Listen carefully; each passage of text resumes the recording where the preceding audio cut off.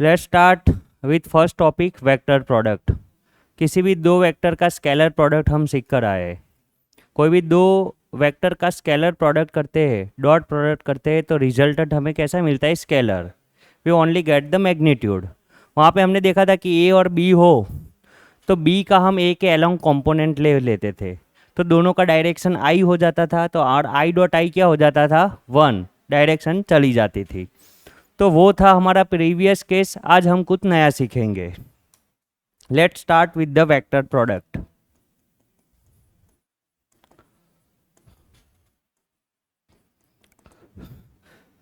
Let's take two vectors first of all. मान लेते हैं हमारा वेक्टर ए है और ये है हमारा दूसरा vector B. This is my first vector A and this is my second vector B. So vector product between two vectors can be defined by this. हम वेक्टर प्रोडक्ट को कुछ इस तरीके से डिफाइन करेंगे कि R is equal to A cross B.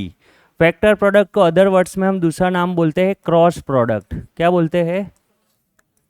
क्योंकि जैसे हम डॉट प्रोडक्ट में डॉट सिंबल यूज करते थे, यहाँ पे कौन सा सिंबल यूज कर लिया करेंगे? क्रॉस। डन है। तो ये पहले उसका symbolisation.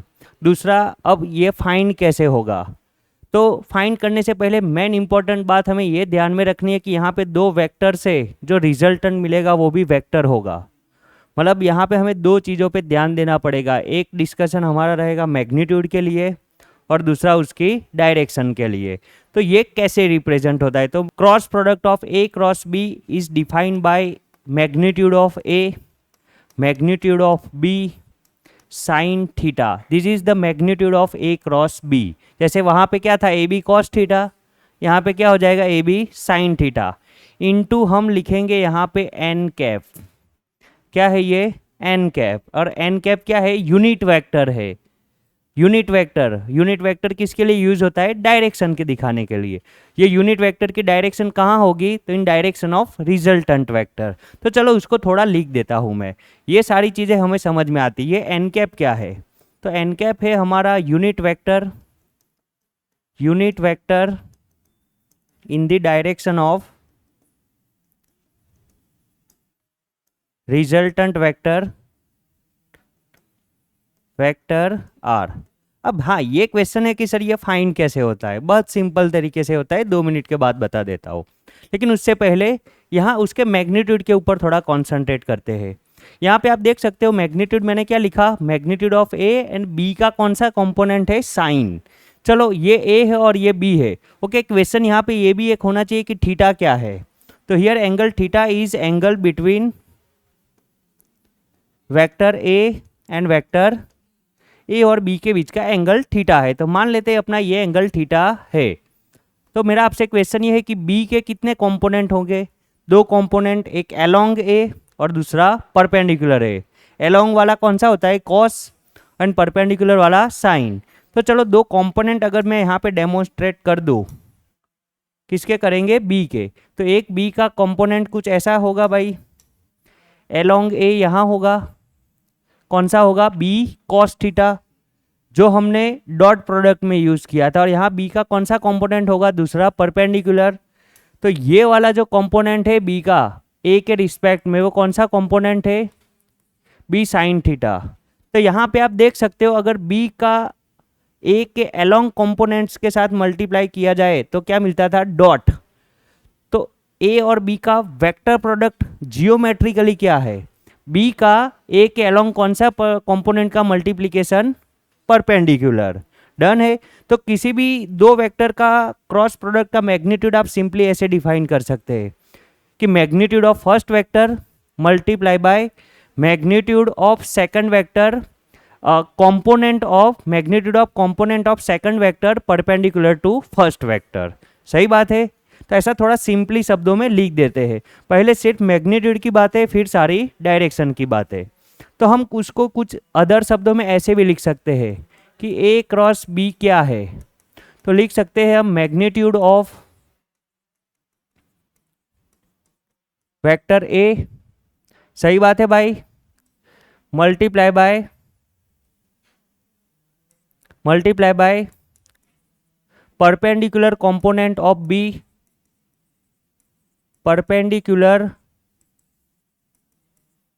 Component of B along A के अलोंग जो बी का परपेंडिकुलर कंपोनेंट, ये दोनों का मल्टीप्लाई कर दो तो आपको क्या मिलेगा, ए क्रॉस बी का मैग्नीट्यूड। और मैग्नीट्यूड को हम यहाँ कैसे दिखाएंगे, तो जैसा पहले दिखाते थे, आजू बाजू में क्या लगा देंगे, बार। तो ये हमें क्या बता रहा है, तो magnitude of A cross B. कोई दिक्कत वाली बात भाई? चलो, तो मैग्नीट्यूड का किस्सा हुआ ख़त्म। आप उसको अदर वर्ड में ऐसा भी लिख सकते हैं, अगर मान लो दो वेक्टर है, यहाँ पे सपोज कर लेते, चलो यहाँ पे फिर से सिचुएशन कि मान लेते यहाँ पे मेरा वेक्टर ए है और यहाँ मेरा वेक्टर बी है, और ये दोनों के बीच का एंगल कितना है, तो ए के भी दो कंपोनेंट हो गए भाई, along B. Along B A का कौन सा कंपोनेंट होगा, A cos theta, and perpendicular B भी होगा ए साइन थीटा। नहीं हो सकता है ना, अलोंग बी क्या होगा, A cos theta, and perpendicular to B A sine theta. तो मैं इसी चीज़ को सेम ऐसे भी लिख सकता हूँ, ए क्रॉस बी के मैग्नीट्यूड को लिखना चाहो तो, कि magnitude of B multiply by perpendicular component of A along B. Easy है, मतलब बात तो वही होगी, multiply by perpendicular component of A along B. चलो यहाँ पे अगर आप ये फॉर्मूला में वैल्यू डालने जाओ तो मैग्नीट्यूड ऑफ ए क्या होगा, A, and perpendicular of component B along A क्या होगा, बी साइन थीटा। और यहाँ पे भी अगर करने जाए मैग्नीट्यूड ऑफ बी क्या होगा, एंड ए का परपेंडिकुलर कंपोनेंट क्या होगा, तो घुमा फिरा के बात तो वही की वही रहती है, फर्क पड़त नहीं। डन है। So this is how we can find out vector product. Easy है, बहुत इजी बात है। अब बात करते हैं डायरेक्शन क्वेश्चन।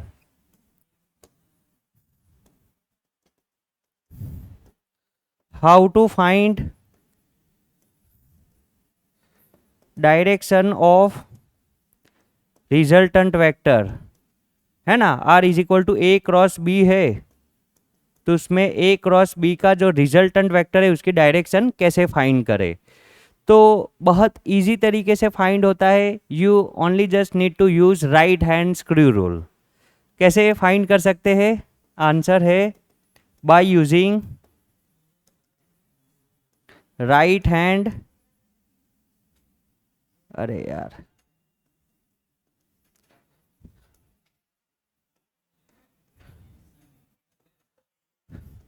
Screw rule. अब आपको समझे सर ये राइट हैंड स्क्रू रूल कैसे वर्क करता है, बहुत सिंपल है, just rotate the screw in the direction of A cross B.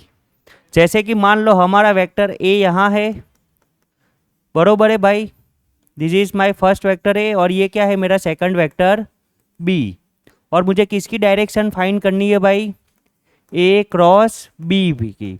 तो आपको एक स्क्रू लेना है जिसको राइट हैंड में पकड़ना है, पकड़ लिया, ऐसे लेकर नहीं आना है जेब में कल से, ऐसे इमेजिन कर लेंगे, और उसको कहाँ रखेंगे, तो ए और बी का जहाँ दोनों का टेल मिल रहा है वहाँ पे रखेंगे। और कौन सा प्रोडक्ट है, ए टू बी है, तो ए से बी स्क्रू को घुमाना है, ए से बी क्या करना है स्क्रू को, तो स्क्रू जिस डायरेक्शन में जाएगा वो है उसकी डायरेक्शन, है ना। स्क्रू जिस डायरेक्शन में, या तो स्क्रू अंदर जाएगा या तो स्क्रू बाहर आएगा, बात समझ रहे। तो आप ए टू बी घुमाओगे तो बोलो स्क्रू के साथ क्या होगा, हैं सर ये ऐसा तो स्क्रू कभी पकड़ा नहीं આપણે ગુજરાતીમાં એક કહેવત છે, ગુજરાતીની અંદર કહેવત છે, ऐसी કહેવત है भाई कि साते, एक सेकंड हो, साते सजड़ અને નવે નરમ, हाँ साते सजड़ एंड नवे नरम। तो 7 गुजराती में 7 ऐसे होता है, अगर ये कर रहे हो तो आपका स्क्रू क्या होगा भाई, टाइट होगा। और 9 ऐसे लिखते हैं ना गुजराती में, तो 9 लिख की डायरेक्शन में जाओगे तो आपका स्क्रू क्या होगा, लूज होगा भाई, मतलब आउटसाइड आएगा। यहाँ कहाँ जाएगा स्क्रू आपका, इनसाइड, और यहाँ कहाँ आएगा, ओके ये वाली डायरेक्शन को क्या बोलते हैं, क्लॉकवाइज क्या बोलते हैं, क्लॉकवाइज अगर स्क्रू घूम रहा है तो स्क्रू कहाँ जाएगा, अंदर जाएगा। एंड एंटी क्लॉकवाइज घूम रहा है, कौन सा, तो स्क्रू आपका कहाँ आएगा भाई, बाहर आएगा। अब बताओ मुझे ए टू बी स्क्रू घुमाओ, बोलो कहाँ जा रहा है, तो ऐसे घुमाना पड़ेगा, ऐसे। अब ये वाली डायरेक्शन को क्या बोलते हैं, एंटी क्लॉक, मतलब कहाँ आएगा स्क्रू, बाहर आएगा। कहाँ आएगा, समझ में आ रही है, सीधी बात है ना। तो देखो लॉजिकल बात है, सोचना पड़ेगा लिखने से पहले कि कहाँ स्क्रू जाएगा, कोई बात नहीं। यहाँ कहाँ आएगा, बाहर। अब देखो बाहर आने वाली चीज को मैं कैसे बताऊँ, ये मैं आर ऐसे तो ड्रॉ कर सकता नहीं हूँ क्योंकि यहाँ हवा में तो बोर्ड है नहीं, तो अब मैं इस आर को कैसे बताऊँ, तो उसके लिए भी हमने कन्वेंशनल आपस में बैठ के मान लेंगे। क्या कन्वेंशनल, मान लो महाभारत के युद्ध में अपने चले जाए, तो तीर आपने देखा है कैसा होता है अर्जुन का, कैसा होता है भाई, तो पीछे की तरफ ऐसे पूंछ जैसा होता है और आगे ऐसा होता है, राइट है ना। अरे भाई तीर ऐसा ही होता है ना। अगर ये तीर आपकी तरफ आ रहा है, आपकी तरफ, तो आपको आगे का क्या दिखेगा, डॉट, सही बात है ना। और आपसे दूर जा रहा है तो पीछे का क्या दिखेगा, क्रॉस, बरोबर है। तो अगर रिजल्टेंट वेक्टर की डायरेक्शन बाहर आ रही है, कहाँ आ रही है, पेज से, तो तीर छोड़ेंगे तो हमें डॉट आता हुआ दिखेगा अपनी तरफ, तो क्या दिखाएंगे, डॉट। और अंदर जा रही है तो क्या दिखाएंगे, यहाँ कहाँ आ रही है, बाहर, तो हम ऐसा दिखाएंगे, यहाँ पे एक गोला करेंगे और बीच में क्या करेंगे, और ये हमारे रिजल्टेंट वेक्टर की डायरेक्शन हुई भाई। सिंपल है। अब ऐसे ड्रॉ तो नहीं, अगर दिखाने जाऊँ प्रैक्टिकली तो ये है मेरे रिजल्टेंट वेक्टर की डायरेक्शन, डन है। अब दूसरा ट्राई करो यहाँ पे, ओके हम लिख सकते हैं यहाँ पे इसका रिजल्टेंट वेक्टर का डायरेक्शन क्या है भाई, डॉट।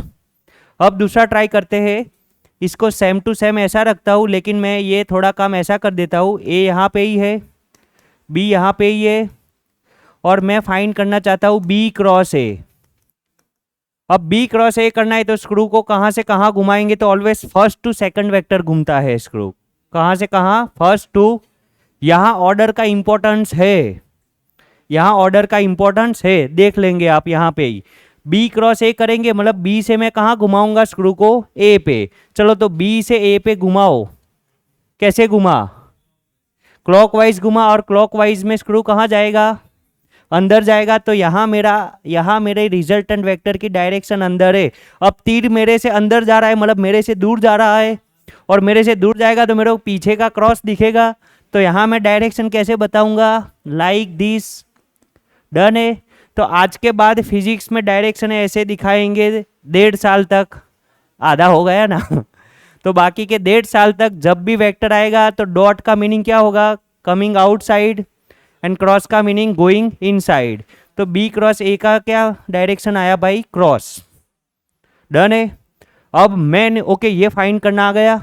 अब मैन इंपॉर्टेंट बात करना चाह रहा हूं मैं, ये ए क्रॉस बी का जो डायरेक्शन है वो या तो बाहर होगा या तो अंदर होगा, लेकिन किसके रिस्पेक्ट में, तो याद रख लीजिए it is always in plane perpendicular to A cross B. जो दो वेक्टर बन रहे ए और बी उससे कोई प्लेन बनता होगा, जैसे ये मेरा बोर्ड एक प्लेन है, और यहाँ पे देख सकते हो ए और बी दोनों इस बोर्ड वाले प्लेन में है, किस वाले प्लेन में है, बोर्ड वाले प्लेन में। तो जो मेरा रिजल्टेंट होगा ना वो आइदर ऐसे होगा या ऐसे होगा, वो हम निकाल लेंगे। लेकिन एक बात परफेक्ट है, श्योर है, वो क्या है कि इस प्लेन से तो क्या होगा, परपेंडिकुलर। आप देखो इस वाले केस में कैसा है भाई, ऐसा है तो परपेंडिकुलर ही, और इस वाले केस में ऐसा अंदर जा, लेकिन है तो प्लेन से परपेंडिकुलर। तो याद रख सकते हैं। तो बहुत इंपॉर्टेंट बात हम नोट डाउन कर लेते हैं कि direction of resultant vector, direction of resultant vector A cross B is always plane perpendicular to A and B, है ना। A और B से जो प्लेन बनता है उससे क्या होगा, परपेंडिकुलर ही होगा, कोई दिक्कत। तो ये हुई डायरेक्शन की बात। अब आपको मैं एक सीधी बात बताता हूँ कि सर ये स्क्रू घुमाना अच्छी बात है, लेकिन मज़े वाली बात, थोड़ा रुकना पड़ता है ना, थोड़े अपने आप को और अपने दिमाग को ठहराना पड़ता है, सोचना पड़ता है, हाथ ऐसे घुमाना पड़ता है, फिर दिमाग में आता है। इतनी लंबी प्रोसीजर है ना। ऐसा हुआ कि नहीं हुआ? एक बार फिर ट्राई करना है। चलो करो लो। यहाँ पे मेरा वेक्टर ऐसा है और एक ऐसा है। ये मान लो वेक्टर P है और ये मान लो वेक्टर Q है, और मुझे फाइंड करना है Q क्रॉस P का डायरेक्शन बताओ। तो Q क्रॉस P मुझे कोई ऐसे स्क्रू घुमाना पड़ेगा, और ये वाला डायरेक्शन कौन सा है? कौन सा है? क्लॉकवाइज, तो अंदर जाने वाला। तो यहाँ पे क्या करेंगे? ओके, अंदर जाने वाला है तो क्या करेंगे भाई? क्रॉस करेंगे। तो ये इसकी डायरेक्शन हमें मिल गई क्रॉस, बरोबर है। अब देखो, ये है तो इजी, अभी अभी कर रहे हैं, लेकिन थोड़े दिन के बाद शायद भूलने की संभावना शायद है, लेकिन मैं नहीं भूलने दूंगा, डोंट वरी। देखो, झापट मार मार के याद करवाऊंगा। क्या मार के? झापट मार मार के। तो याद रख लीजिए, फिजिक्स में जब भी डायरेक्शन निकालनी हो, लिखेंगे क्या? प्रोफेशनली लिखना क्या है? Right hand screw rule. Okay, rotate the screw in the direction of A to B। ऐसा नहीं लिखा मैंने, लिख देता हूँ मैं, है ना। कहाँ लिखूँ? जगह तो नहीं छोड़ी मैंने, यहाँ लिख देता हूँ, है ना। Rotate the screw in direction of A to vector B, बरोबर है। A to B के डायरेक्शन में स्क्रू को घुमाओ, जहां स्क्रू जाए वो डायरेक्शन। अब देखो, बहुत सिंपल, फिजिक्स में डायरेक्शन निकालनी हो वेक्टर की, कौन से रूल? जापट रूल। कौन सा रूल?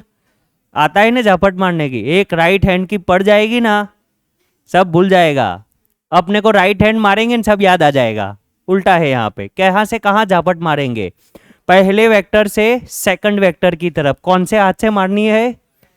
Right hand. सबके पास है राइट हैंड। चलो तो वेक्टर A to B झापट मारो। तो देखो, झापट भी स्टाइल से मारनी है। पहले A के वेक्टर में हाथ ले जाओ, तो देखो झापट इससे ही मारते हैं, उंधा हाथ नहीं झापट मारवानी, सीधे हाथ की मारनी है। तो A के वेक्टर में हाथ ले जाओ राइट हैंड, और B मेरा ये रहा, B को झापट कैसे मारूंगा? ऐसे। तो मेरा थंब कहाँ आया? बाहर आया। तो वो थंब ही आपका क्या है? Direction of resultant vector. बाहर आया ना, तो वो तो हमने लिखा है डॉट, बाहर वाला क्या होगा? और यहाँ क्या करना है? B to A।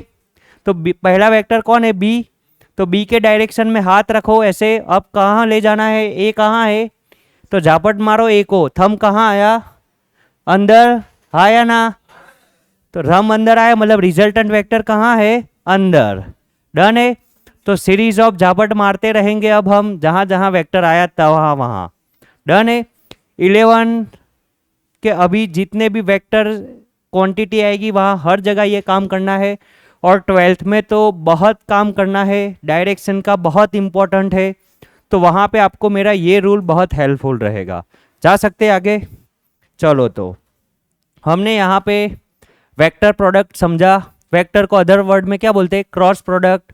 Cross product का मैग्नीट्यूड क्या है? तो कोई भी एक वेक्टर और दूसरे का उसके साथ परपेंडिकुलर कंपोनेंट का मल्टीप्लिकेशन। ओके, डायरेक्शन कहाँ होगी? तो A और B से बनते हुए प्लेन से परपेंडिकुलर होगी, and you can find by using right hand screw rule. मन में क्या बोलेंगे? राइट हैंड जापट रूल। लेकिन लिख नहीं सकता हूँ मैं अच्छा नहीं लगता ऐसा, ये टीचरों के जापट बापट मारने की बातें करते हैं। ना ना ना ना, वेक्टर ओके भाई, नॉन लिविंग थिंग्स। डन है। चलो तो आगे की बातें स्टार्ट करते हैं। अब जो हमारा नेक्स्ट टॉपिक है, प्रॉपर्टीज ऑफ वेक्टर प्रोडक्ट। भाई कोई डाउट? जाऊं ना आगे? हाँ बोलो यार, मैंने भी चाय नहीं P. Property of vector product. और वेक्टर प्रोडक्ट की प्रॉपर्टी बहुत अच्छी है। वहां पे हमने फर्स्ट प्रॉपर्टी देखी थी कॉम्यूटेटिव, याद है स्केलर में, कि A dot B is equal to B dot, फर्क पड़त। यहां पे देखते हैं पहले कॉम्यूटेटिव प्रॉपर्टी। तो A क्रॉस B क्या होगा भाई आपका? तो देखेंगे तो यहाँ पे हमें डायरेक्शन और मैग्नीट्यूड दोनों देखना पड़ेगा। तो A यहाँ पे है, बी यहाँ पे है, लगाओ ए और बी झापट, कहाँ आया थंब, बाहर वाली डायरेक्शन किससे बताऊंगा, डॉट से। और सेम टू सेम यहाँ पे मैं बी क्रॉस ए कर रहा हूँ भाई, तो ये बी ये ए, बी क्रॉस ए मेरा कहाँ आएगा, अंदर आया, तो क्या ये दोनों की डायरेक्शन सेम है, अलग अलग है, सेम है, तो A cross B does not equal to B cross A, दोनों सेम है नहीं, तो यहां पे हम लिख सकते हैं commutative rule does not hold true, है ना। So not cross product is not a commutative, ये कॉम्यूटेटिव होता नहीं है। आप ए क्रॉस बी की जगह बी क्रॉस ए नहीं लिख सकते, पूरी कथा बदल जाएगी, वो ऐसे आ रहा था वो ऐसे चला जाएगा। लेकिन आप एक चीज लिख सकते हो कि A cross B is equal to minus B cross A, direction सिर्फ क्या हो गई, ऑपोजिट हो गई, आगे एक माइनस रख दो तो सेम हो गया, तो ये एक मन की बात है ना। लेकिन दोनों सेम टू सेम होते, आगे क्या आ जाएगा, माइनस, तो ये रहने दो कि हटा दूं, बरोबर ना। ये हमें क्या बता रहा है कि ए क्रॉस बी, देखो मैग्नीट्यूड तो दोनों का सेम ही आएगा, A B sine theta A B sine theta, direction में लोचा है कि एक का डायरेक्शन प्लस है तो दूसरे का क्या आएगा, तो इसका माइनस है, आगे और एक माइनस कर दूं तो प्लस हो जाएगा ना, तो इससे आप इक्वल कर सकते हैं, डन है। बाकी कॉम्यूटेटिव नहीं है। रूल नंबर 2 के बारे में बातें करेंगे अभी, डिस्ट्रीब्यूटिव प्रॉपर्टी।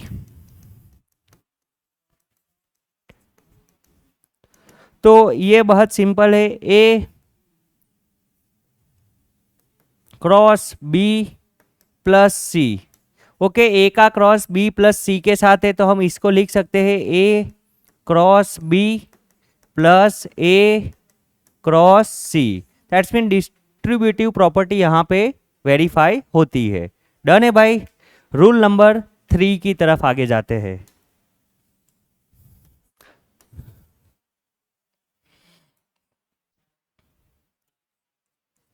मान लेते हैं दो वेक्टर है और उसके बीच का एंगल 0 है या तो 180 है, ऐसा हो सकता है ना, ए और बी के बीच का एंगल 0 या 180। तो let's find out resultant vector in this case.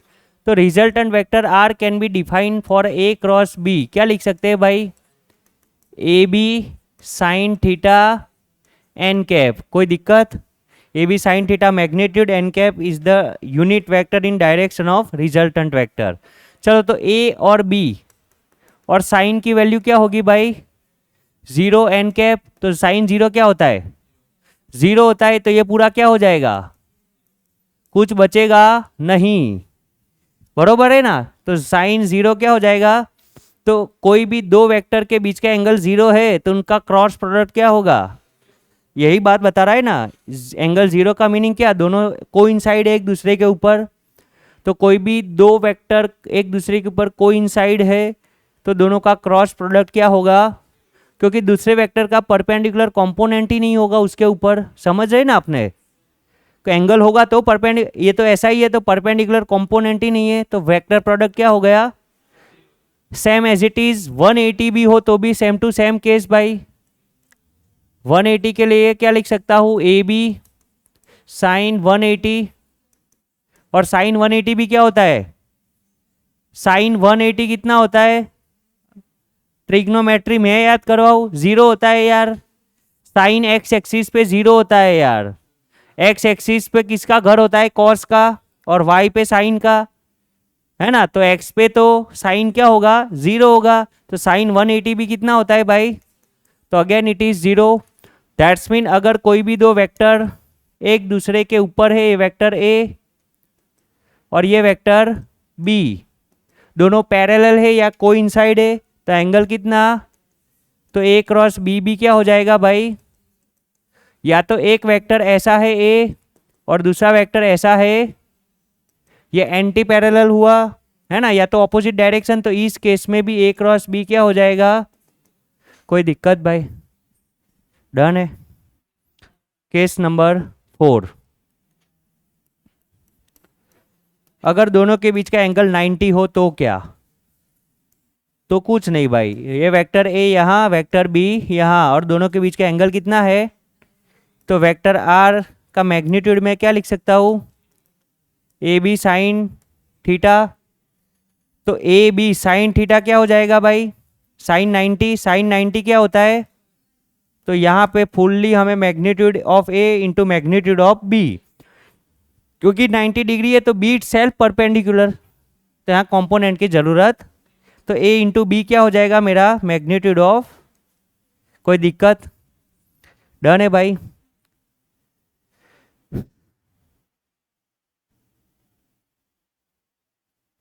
बरोबर है, जा सकते आगे। चलो तो सारे कोई क्वेश्चन हो तो मेरे को अभी पूछो, हाँ नई नई बातें हैं, लेकिन ये ऐसा कुछ है नहीं खास, सिर्फ छोटी मोटी बातें कर रहा हूँ। चलो नेक्स्ट रूल के ऊपर जा रहे हैं अपने। Vector product of unit vector, बहुत ही इंपॉर्टेंट, जब तक फिजिक्स की दुनिया में हो तब तक ये याद होना चाहिए by heart. Vector product of unit vector, जैसे वहां पे देखा था scalar product of unit, I dot I क्या होता था, जे डॉट जे, के डॉट के 1, बट आई डॉट जे क्या होता था, एक का किसी और के साथ क्या हो जाता था, 0। अब यहाँ क्या होगा वो हमें सोचना है। चलो एक कार्टेशियन कोऑर्डिनेट सिस्टम अरेंज कर लेता हूं मैं। अरे यार शिट,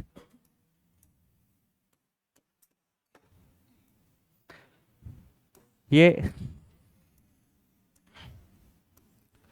हमारा वाई एक्सिस, ये हमारी एक्स एक्सिस, और ये हमारी जेड एक्सिस। तो एक्स एक्सिस पे यूनिट वेक्टर क्या होता है भाई, वाई एक्सिस पे एंड जेड एक्सिस पे के कैप, कोई दिक्कत।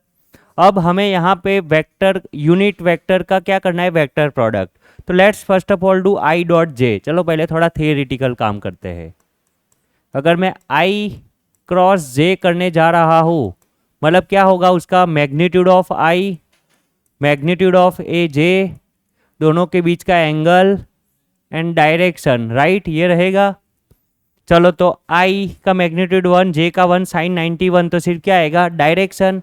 अब आई और जे से डायरेक्शन क्या बनेगी, तो यहाँ पे मैंने के बताया, लेकिन के कहाँ है, ऐसा है, तो आई क्रॉस जे करना है, तो आई टू जे लगाओ झापट, कैसे जाएगा, थंब आया, और ये कौन सी दिशा में आया, जेड, कौन सी दिशा में आया, तो वो एन कैप है, वो क्या है, के है ना, उसका डायरेक्शन कौन से डायरेक्शन में आया, के कैप में डायरेक्शन में। तो I can write down as a I cross J is equal to क्या लिख सकते हैं, के कैप। डन है भाई, सही बात है ना। आई टू जे घुमाएंगे, आई टू जे, तो रिजल्टेंट कहाँ आएगा, के में आएगा। तो इसको हम ऐसे लिखेंगे भाई कि ये कौन से मैं जा रहा हूँ, एंटी क्लॉकवाइज। कैसे जा रहा हूँ मैं, तो आई क्रॉस जे, मतलब आई और जे का मल्टीप्लिकेशन करने जाऊंगा तो मुझे क्या मिलेगा, के कैप। चलो same to same as it is, और एंटी क्लॉक जाओ, जे क्रॉस के करते हैं। तो जे क्रॉस के करूंगा तो के मेरा यहाँ है, तो जे क्रॉस के कहाँ आया, आई के डायरेक्शन में आया कि नहीं आया, तो उसको हम क्या लिखेंगे, आई कैप। समझ में आ रही है बात, है ना। और ऐसे ही के क्रॉस आई करो भाई, चलो फटाफट। चलो बहुत अंडरस्टूड हो गया ये मेरा के बाहर है और आई यहाँ है ना, के मेरा यहाँ और आई यहाँ, कहाँ आया, थंब ऊपर, सही बात है। तो ये हो जाएगा हमारा जे कैप। डन है। तो ऑलवेज याद रखेंगे, अगर एंटी क्लॉकवाइज वेक्टर ऐसे घूम रहे, I to J, J to K to I, anti clockwise cycle घूम रही है तो पॉजिटिव आएगा। चलो अब यहाँ पे हम एज इट इज थोड़ी अलग बात कर लेते हैं।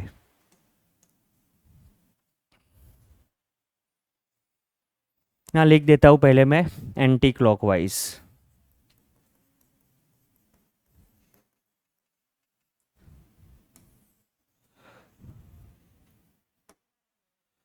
चलो अब यहाँ पे हम बात कर लेंगे भाई क्लॉकवाइज।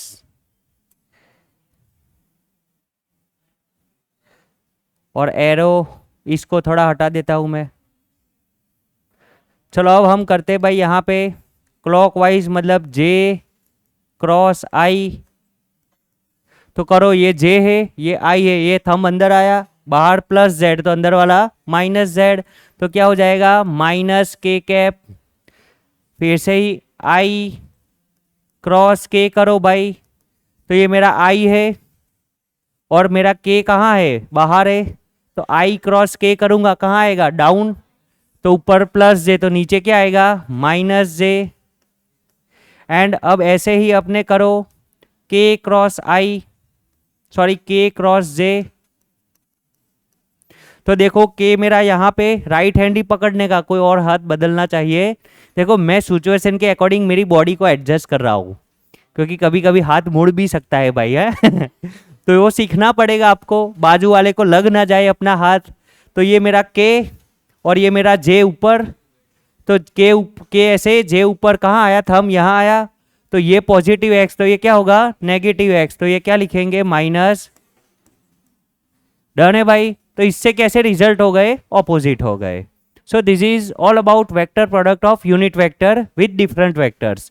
अब केस नंबर 2 लेता हूं, चलो ये पूरा समझ में आ गया। अब थोड़ा ये भी देख लो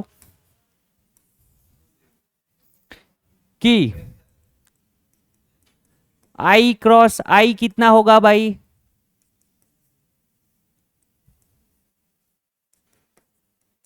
तो आई और आई के बीच का एंगल कितना 0, तो ये तो क्या हो जाएगा, अभी देखा हमने अगर सेम डायरेक्शन हो तो क्या होता है क्रॉस प्रोडक्ट 0, तो आई क्रॉस आई क्या हो जाएगा, ऐसे ही आप लिख सकते हैं J cross J is equal to K cross, ये सब क्या हो जाएगा 0।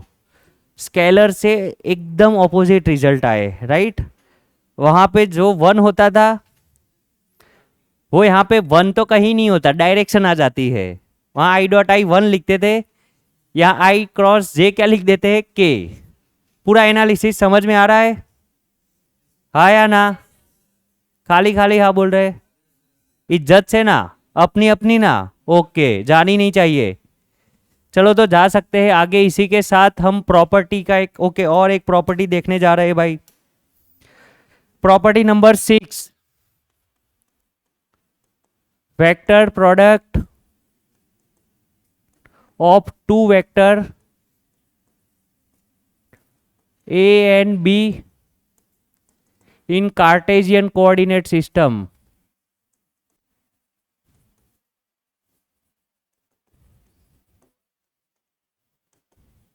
तो भाई कार्टेशियन कोऑर्डिनेट में वेक्टर ए कैसा होता है, A X I cap plus A Y plus A Z. इसको कुछ लोग ऐसे भी लिखते हैं A X A Y A Z, कोई दिक्कत वाली बात नहीं है, सब लोग फिजिक्स से जुड़े हुए हैं, ये लिख रहे वो भी, वो लिखे वो भी। बी क्या लिख सकते हैं, B X I cap B Y J cap B Z K cap, क्या लिख सकते हैं बी एक्स बी वाई। अब क्वेश्चन है we want to find out R is equal to A cross B करना है, कैसे कर सकते हैं, तो मल्टीप्लीकेशन कर दो, कर सकते हैं। चलो आ जाओ मार्केट में, थियरी देखनी है कि सीधा कंक्लूजन लिखो, क्या करना है बोलो। 3 मिनट का थोड़ा एक्सरसाइज वर्क है, 9 का मैथमेटिक्स देख लो, चलो कोई बात नहीं, दिखा देता हूं भाई। आर इज इक्वल टू ए की वैल्यू रख दो भाई, ए एक्स आई प्लस ए वाई जे प्लस ए जेड के क्रॉस बी एक्स आई प्लस बी वाई जे प्लस बी जेड। चलो करो मल्टीप्लाई, पहले ये पूरा के साथ होगा, डिस्ट्रीब्यूटिव प्रॉपर्टी जानते हैं ना, अप्लाई करते हैं तो लिख सकते हैं A X I cap into ये पूरा ब्रैकेट है ना, इंटू मतलब क्या करेंगे क्रॉस बी एक्स आई प्लस बी वाई जे प्लस बी जेड के, सही है गलत, प्लस करेंगे ए वाई जे कैप और उसके साथ पूरा ब्रैकेट बी एक्स आई प्लस बी वाई जे प्लस बी जेड, प्लस करेंगे ए जेड के कैप पूरा ब्रैकेट बी एक्स, ओके बीच बीच में क्या करना है क्रॉस करना है, राइट। हाँ, B X I cap plus B Y J cap plus B Z K cap, multiplication कर देते हैं इसका इसके साथ क्रॉस, तो आई क्रॉस आई तो क्या हो जाएगा आगे लिखा था 0, तो ये वाला टर्म तो हट जाएगा। तो पहला लिखूँ कि डायरेक्ट हटा दूँ? डायरेक्ट हटा देते तो दूसरे के साथ ए एक्स इंटू बी वाई, आई क्रॉस जे क्या हो जाएगा? के। तो लिख सकते हैं A X B Y into क्या आंसर आएगा उसका? के कैप। ऐसे ही पूरा करना है। अब ए एक्स को जेड के साथ, तो आई क्रॉस के क्या होगा भाई? तो A X B Z I cross K, तो ये हमारा आई है और ये हमारा के है, माइनस होगा भाई, है ना? आई क्रॉस के देख लो थोड़ा कहाँ गया, ये रहा आई क्रॉस के, क्या होगा? माइनस जे। सोच के बोलेंगे, है ना? मैंने बोला था अब थोड़ी चीजें लॉजिकल होने वाली है। चलो तो ये हो जाएगा हमारा, फिर से कहाँ था मैं, ये हो गया राइट। ओके, आई क्रॉस के क्या हो जाएगा अपना? माइनस जे कैप। अब माइनस को मैं यहाँ दे दूँ तो हम इसको ऐसे लिख देते हैं, यहाँ पे जे कैप और यहाँ पे बीच में कर देते हैं माइनस। डन है। अब इसका हो गया मामला पूरा। अब वहाँ पे जाते हैं, A X multiply by B X, J cross I क्या होगा भाई? तो ये ए वाई बी वाई, तो ए वाई बी एक्स तो रहेगा ही रहेगा, जे क्रॉस आई, जे मतलब ऊपर, आई मतलब ये क्या होगा? माइनस जेड, मतलब माइनस के कैप होगा, क्या होगा? अब जे क्रॉस जे तो 0 हो जाएगा, जे क्रॉस के क्या हो जाएगा भाई? तो पहले लिख देता हूँ A Y and B Z, J cross K, J मतलब ऊपर, के मतलब यहाँ, तो ये यहाँ से यहाँ आई आया, क्या आएगा? आई। तो यहाँ पे लिख सकते हैं भाई आई कैप, कोई दिक्कत? A Y B Z I cap, इसका भी होगा। अब उसकी बारी आती है, प्लस करते हैं भाई ए जेड के क्रॉस आई, तो के मतलब आपकी तरफ, आई मतलब यहाँ कहाँ आएगा? जे। तो पहले लिख सकते हैं ए Z B X J cap, बरोबर ना? के क्रॉस आई जे। आगे जाते हैं, के प्लस ए जेड बी वाई, और के क्रॉस जे करना है, के मतलब आपकी तरफ, जे मतलब ऊपर, क्या आएगा? माइनस आई, प्लस के क्रॉस के क्या हो जाएगा भाई? ये आया आपका प्रोडक्ट। सो कुछ खास बात नहीं है, क्या कुछ रॉकेट साइंस है भाई? छोटी मोटी बातें कर रहे हैं, बस यही बातें करते रहेंगे। अब देखो, जो सेम टू सेम वेक्टर वाले उस कंपोनेंट को साथ में लिख देते हैं भाई। तो पहले आई वाले को लिखते हैं, ये ए वाई बी जेड आई, और ये भी आई वाले, तो आई वाले को एक साथ लिख दूँ तो डायरेक्शन कॉमन निकल जाएगी और मैग्नीट्यूड अंदर आ जाएगा, क्या आएगा? ए वाई बी जेड यहाँ से, और वहाँ पे माइनस ए जेड। हाँ या ना? बोलते क्यों नहीं हो? तो देखकर तो बोलो। अब क्या लिखेंगे जे कंपोनेंट के बारे में? तो जे कहाँ है? एक वाला जे यहाँ है और दूसरा जे यहाँ है, बरोबर है ना? तो यहाँ पे हम लिख सकते हैं, देखो पहले लिख देता हूं मैं, क्या लिख सकते हैं? ए जेड बी एक्स, और यहां से माइनस ए एक्स बी जेड, और यहाँ पे कौन सा कैरेट? जे कैप। अब के लिए देखने जाए तो ये पॉजिटिव है नेगेटिव है? पॉजिटिव वाला पहले लिख देता हूँ, plus A X B Y minus, okay sorry K वाला यहाँ रहा, minus A Y B X, कौन सा भाई? K cap. कोई दिक्कत? This is your vector product, ये फॉर्मूला है। ऐसे कैसे याद रखे जैनी जी? हो जाएगा नहीं? चलो थोड़ा और सिंप्लीफाई करने का एक छोटा सा प्रयास। इसके यहाँ मैं माइनस बाहर कॉमन निकालना चाहता हूँ, मेरी पर्सनल नीड है, वो कर सकता हूँ ना? कर देते हैं तो फाइनल कंक्लूजन हम कुछ ऐसे याद रखेंगे कि A cross B is equal to A Y B Z minus A Z B Y I cap, minus यहाँ कॉमन निकालूंगा तो ये उल्टा हो जाएगा, A X B Z minus A Z B X J cap, plus बाकी सब as it is, A X B Y minus A Y B X K cap. तो this logic is bit difficult to be remember, तो कोई बात नहीं, problem है, let's have a solution. देखे, अब वेक्टर प्रोडक्ट को हम दूसरे, ये क्या है वास्तव में आपने क्या किया उसको मैं एक मैथमेटिकल ऑपरेशन से बताने जा रहा हूँ। आप 12th स्टैंडर्ड में एक पूरा चैप्टर पढ़ोगे, एक छोटी सी बात नहीं, पूरा का पूरा, और उस चैप्टर का नाम है डिटर्मिनेंट्स। क्या है? तो हम उस चैप्टर का इंट्रोडक्शन आज ले लेते हैं। डिटर्मिनेंट्स क्या है and how to find determinants. तो हमारे पास R is equal to A cross B है, तो this can be by find by using determinants. बरोबर है। तो अब क्वेश्चन है ऐसा कैसे कर सकते हैं, तो ऐसा ऐसे कर सकते हैं। ए और बी के कंपोनेंट पता है हमें, तो लेट्स पहली बात यह है कि डिटर्मिनेंट्स डिनोट कैसे होगा। तो आर का डिटर्मिनेंट डिनोट कुछ ऐसे होगा, पहले एक ऐसे लाइन बनाओ पहले, और यहाँ पे पहली लाइन में लिखेंगे आई कैप, दूसरे में लिखेंगे जे कैप, तीसरे में लिखेंगे, पहली लाइन कंप्लीट। अब दूसरी लाइन में जो पहला वेक्टर है उसके कंपोनेंट, ए के कंपोनेंट कौन कौन होंगे, A X A Y A Z, और तीसरी लाइन में बी के component B X B Y B Z, और ये है आपका डिटर्मिनेंट्स का रिप्रेजेंटेशन। डन है, ऐसे डेमोस्ट्रेट कर देना है। अब क्वेश्चन है इसको सॉल्व कैसे करेंगे, तो मारो और मरो मेथड से। वो स्टोरी सुनाई थी एक, याद है? नहीं यार, स्टोरी नहीं याद वो वाली? अरे वो कोई व्यक्ति था, कॉलेज करता था, कोई पसंद आ गया, फिर शादी कर ली उसने उससे, घर वाले मानते नहीं थे, बता ही रहा हूं ना, सुन लो। बरोबर, घर वाले मानते नहीं थे भाई कि भाई नहीं करनी है शादी, लेकिन उसको पसंद आ गया था, तो भाई ने कॉलेज में शादी कर ली कॉलेज वाली से। फिर क्या होगा, फिर जिसका डर था वही हुआ, वो कॉलेज वाली बेवफा निकली। तो भाई दुखी हो गया।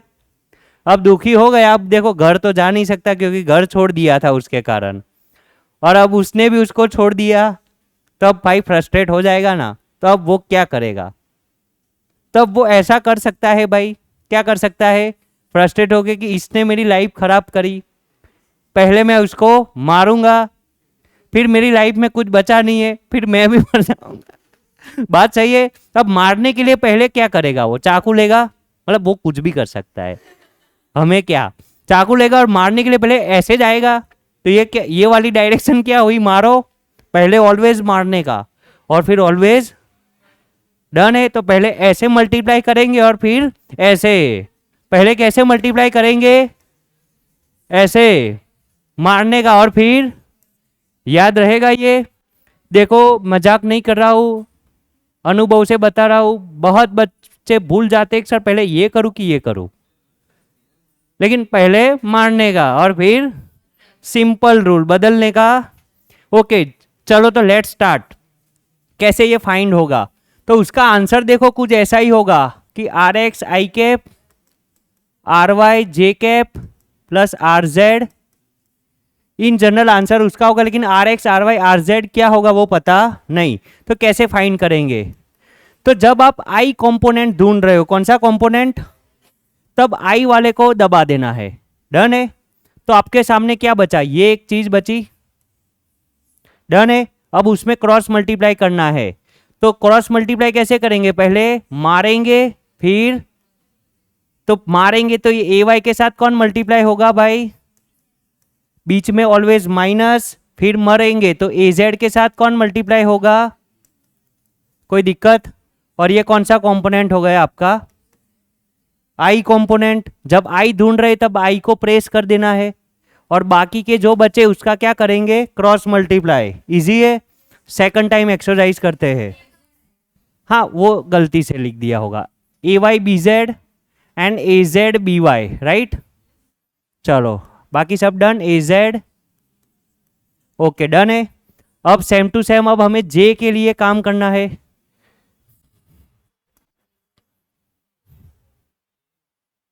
एक ओके समझ में आएगी ना बात अभी आगे की, ऐसे बॉक्स नहीं बनाऊंगा मैं, क्योंकि बन नहीं सकता। चलो अब प्लस कर देता हूँ। ओके, यहाँ पे मैंने सिखाया है, अब क्या करेंगे, माइनस करेंगे। टेक्स्ट बुक में देखोगे तो वहाँ प्लस है, रेफरेंस बुक में सब जगह क्या है, लेकिन हम क्या करेंगे, बोलो तो सही। ओके, क्यों करेंगे, देखो अच्छा ही करवाऊंगा भाई, जो भी करवाऊंगा है, विश्वास रखो मेरे पे। ऐसा नहीं टेक्स्ट बुक में प्लस लिखा है ये क्यों माइनस कर रहा है हर जगह आई एम समथिंग, ना ना ना ना ना। फिजिक्स में भाई कोई समथिंग नहीं है, सबकी लगती है यहाँ आके, बरोबर ना। चलो तो माइनस करेंगे। अब कौन सा कंपोनेंट फाइंड करना चाहते हैं, जे। तो जे वाले को हाइड कर दो, तो क्या बचा, ए X B Y A Z B Z. मारो एंड मरो करो, तो ए एक्स किसके साथ जाएगा, बी जेड। तो लिख सकते हैं ए एक्स जाएगा बी जेड के साथ, माइनस ए जेड जाएगा बी एक्स के साथ। और ये कौन सा कंपोनेंट हो गया भाई, जे कैप, प्लस के वाले को हाइड करो, A X B Z A Z B X. चलो डन है, बिंगो। अब आगे जाते हैं, प्लस करेंगे के कैप के लिए, तो के कैप को हाइड करो, क्या बचा, ए X B Y minus A Y B x. ये कौन सा कैप हो गया, और ये वही है जो हमने आगे ढूंढा, A X B Z A Z B Y, है ना, A Y B Z A Z B Y, A Y B Z A Z B Y. फिर दूसरा टर्म देखो, A X B Z A Z B X, पहले Z है, पहले X फिर Z फिर जेड फिर एक्स, सेम टू सेम। और लास्ट वाला भी X Y Y X, X Y Y X, यहाँ माइनस, यहाँ पे भी माइनस। डन है। तो आपको मैं आंसर दे देता हूँ कि यहाँ मैंने माइनस क्यों करवाया, क्योंकि हमने फिक्स क्या किया है, पहले मारेंगे और फिर ही मरेंगे। ये पैटर्न हमने कहीं बदली, अगर ये पैटर्न ना बदलनी हो तो यहाँ बस माइनस करते हैं हम। और हम यही फॉर्मूला याद रखो, आप टेक्स्ट बुक देखो ही मत, बरोबर है। ले तो क्या करना पड़ता है मैं आपको बताता हूँ टेक्स्ट बुक के अकॉर्डिंग, कि यहाँ पे मारो मरो, फिर यहाँ पे आके उल्टा करो, पहले मरो फिर मारो, फिर वहाँ जाके फिर मारो मरो, ऐसा मजा आएगा। उससे ज़्यादा अच्छा एक माइनस कर दो, बात खत्म हो जाए। डन है। तो this is how we can find A cross B, याद रहेगा। तो फॉर्मूला याद रखना, ये याद रखना है, ये लॉजिक। डन है, इसको हाइड करो, ये यहाँ वो वहाँ, बिंगो। तो this is how we can find vector product of A cross B. भाई जा सकते हैं आगे, चलो कुछ न्यूमेरिकल ट्राई करें। चलो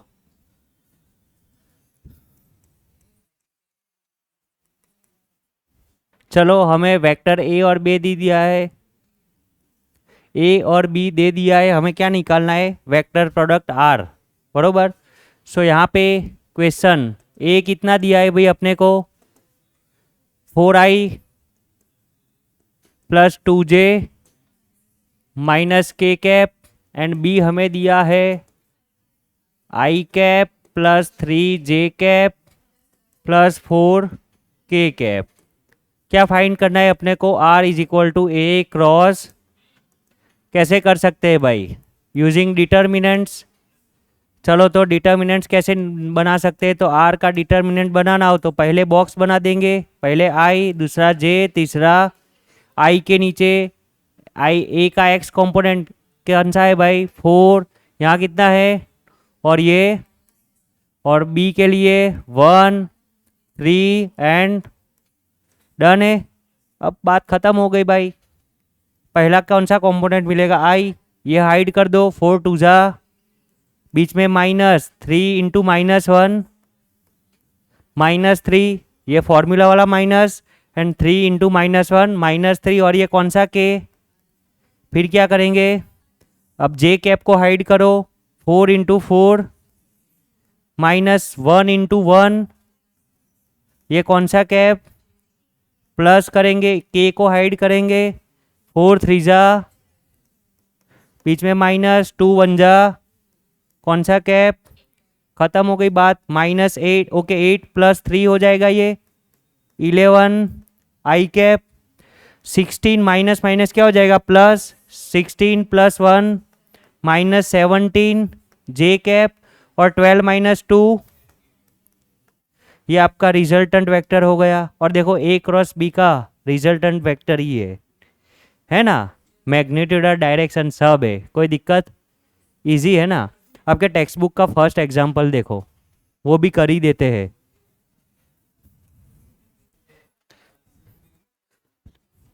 सब शांति से बैठो, सिर्फ मेरे को एक बुक दे दो भाई, मैं क्वेश्चन यहाँ लिख देता हूँ, आप लोग यहाँ पे ही देख लो। चलो हमें वेक्टर ए दिया है कुछ ऐसा, भाई वेक्टर ए हमें दिया है 3i minus 4j plus 5k cap, और वेक्टर बी हमें दिया है minus 2i plus j plus 3k cap, है ना। ये क्या है अपना NCERT एग्जाम्पल नंबर 6.4। चलो क्या निकलना है, रिजल्टेंट निकलना है R। सेम टू सेम फिर से प्रैक्टिस कर ले। चलो तो R इज इक्वल टू क्या बना देंगे भाई, I J K, कोई दिक्कत। I के नीचे क्या लिखेंगे, 3 माइनस 4 5 माइनस 2 1 3। चलो आ जाओ मार्केट में, 3 1 जा 3, ये माइनस वाला माइनस, माइनस 2 माइनस 4, 4 2 सा क्या हो जाएगा प्लस 8। डन है, माइनस प्लस में बहुत ध्यान रखना है, बरोबर है। चलो फिर से माइनस प्लस के चक्कर में हाइड करना भूल गया। चलो भाई इसको हाइड करते, आई को मल्टीप्लाई करते, माइनस 4 3 जा माइनस 12, फॉर्मूला वाला माइनस 5 1 जा, ये हो जाएगा आई कैप, माइनस करेंगे, इसको हाइड करेंगे, पहले मारेंगे 3 3 जा, फॉर्मूला वाला माइनस, देखो मैं पहले ही माइनस लिख देता हूँ वो तो, फिर कैलकुलेशन वाला माइनस ब्रैकेट में रखूंगा, माइनस 2 5 जा माइनस, ऐसे ही स्टेप वाइज करेंगे। ये कौन सा कैप, के कैप, प्लस प्लस के को हाइड करो, 3 1 जा माइनस, फॉर्मूला वाला माइनस 2 माइनस 4 क्या हो जाएगा, और ये कौन सा कैप, बस सॉल्यूशन लिख लो अब भी, माइनस 15 प्लस 12 17 आई कैप, यहाँ माइनस माइनस क्या हो जाएगा प्लस, प्लस 10 प्लस 10 प्लस 9 19, तो क्या लिख सकते हैं माइनस 19 जे कैप, और यहाँ पे माइनस 5, देख लो बरोबर, ऐसा है आंसर, बरोबर। माइनस 7i प्लस जे प्लस 5k, तो हमने कुछ लोचा किया क्या, ओके उन्होंने बी क्रॉस ए का आंसर,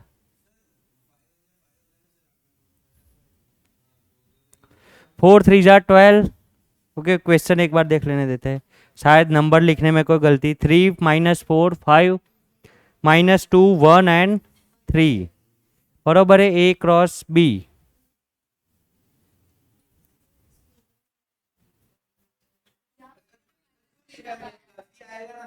उन्होंने गलती की है भाई, है ना, गलती उनकी, हम क्यों खामियाजा हो गए, कोई बात नहीं, चलो अपना सही है। मतलब देखो उन्होंने कहा माइनस माइनस 4 3 जा 12 हो गया, एंड माइनस 5, 12 माइनस 5 कर दिया उन्होंने, उनमें भी गलती है, वो माइनस 3 लेने के बाद भी गलती है, माइनस माइनस प्लस हो जाएगा ना, वो 12 फिर माइनस 5,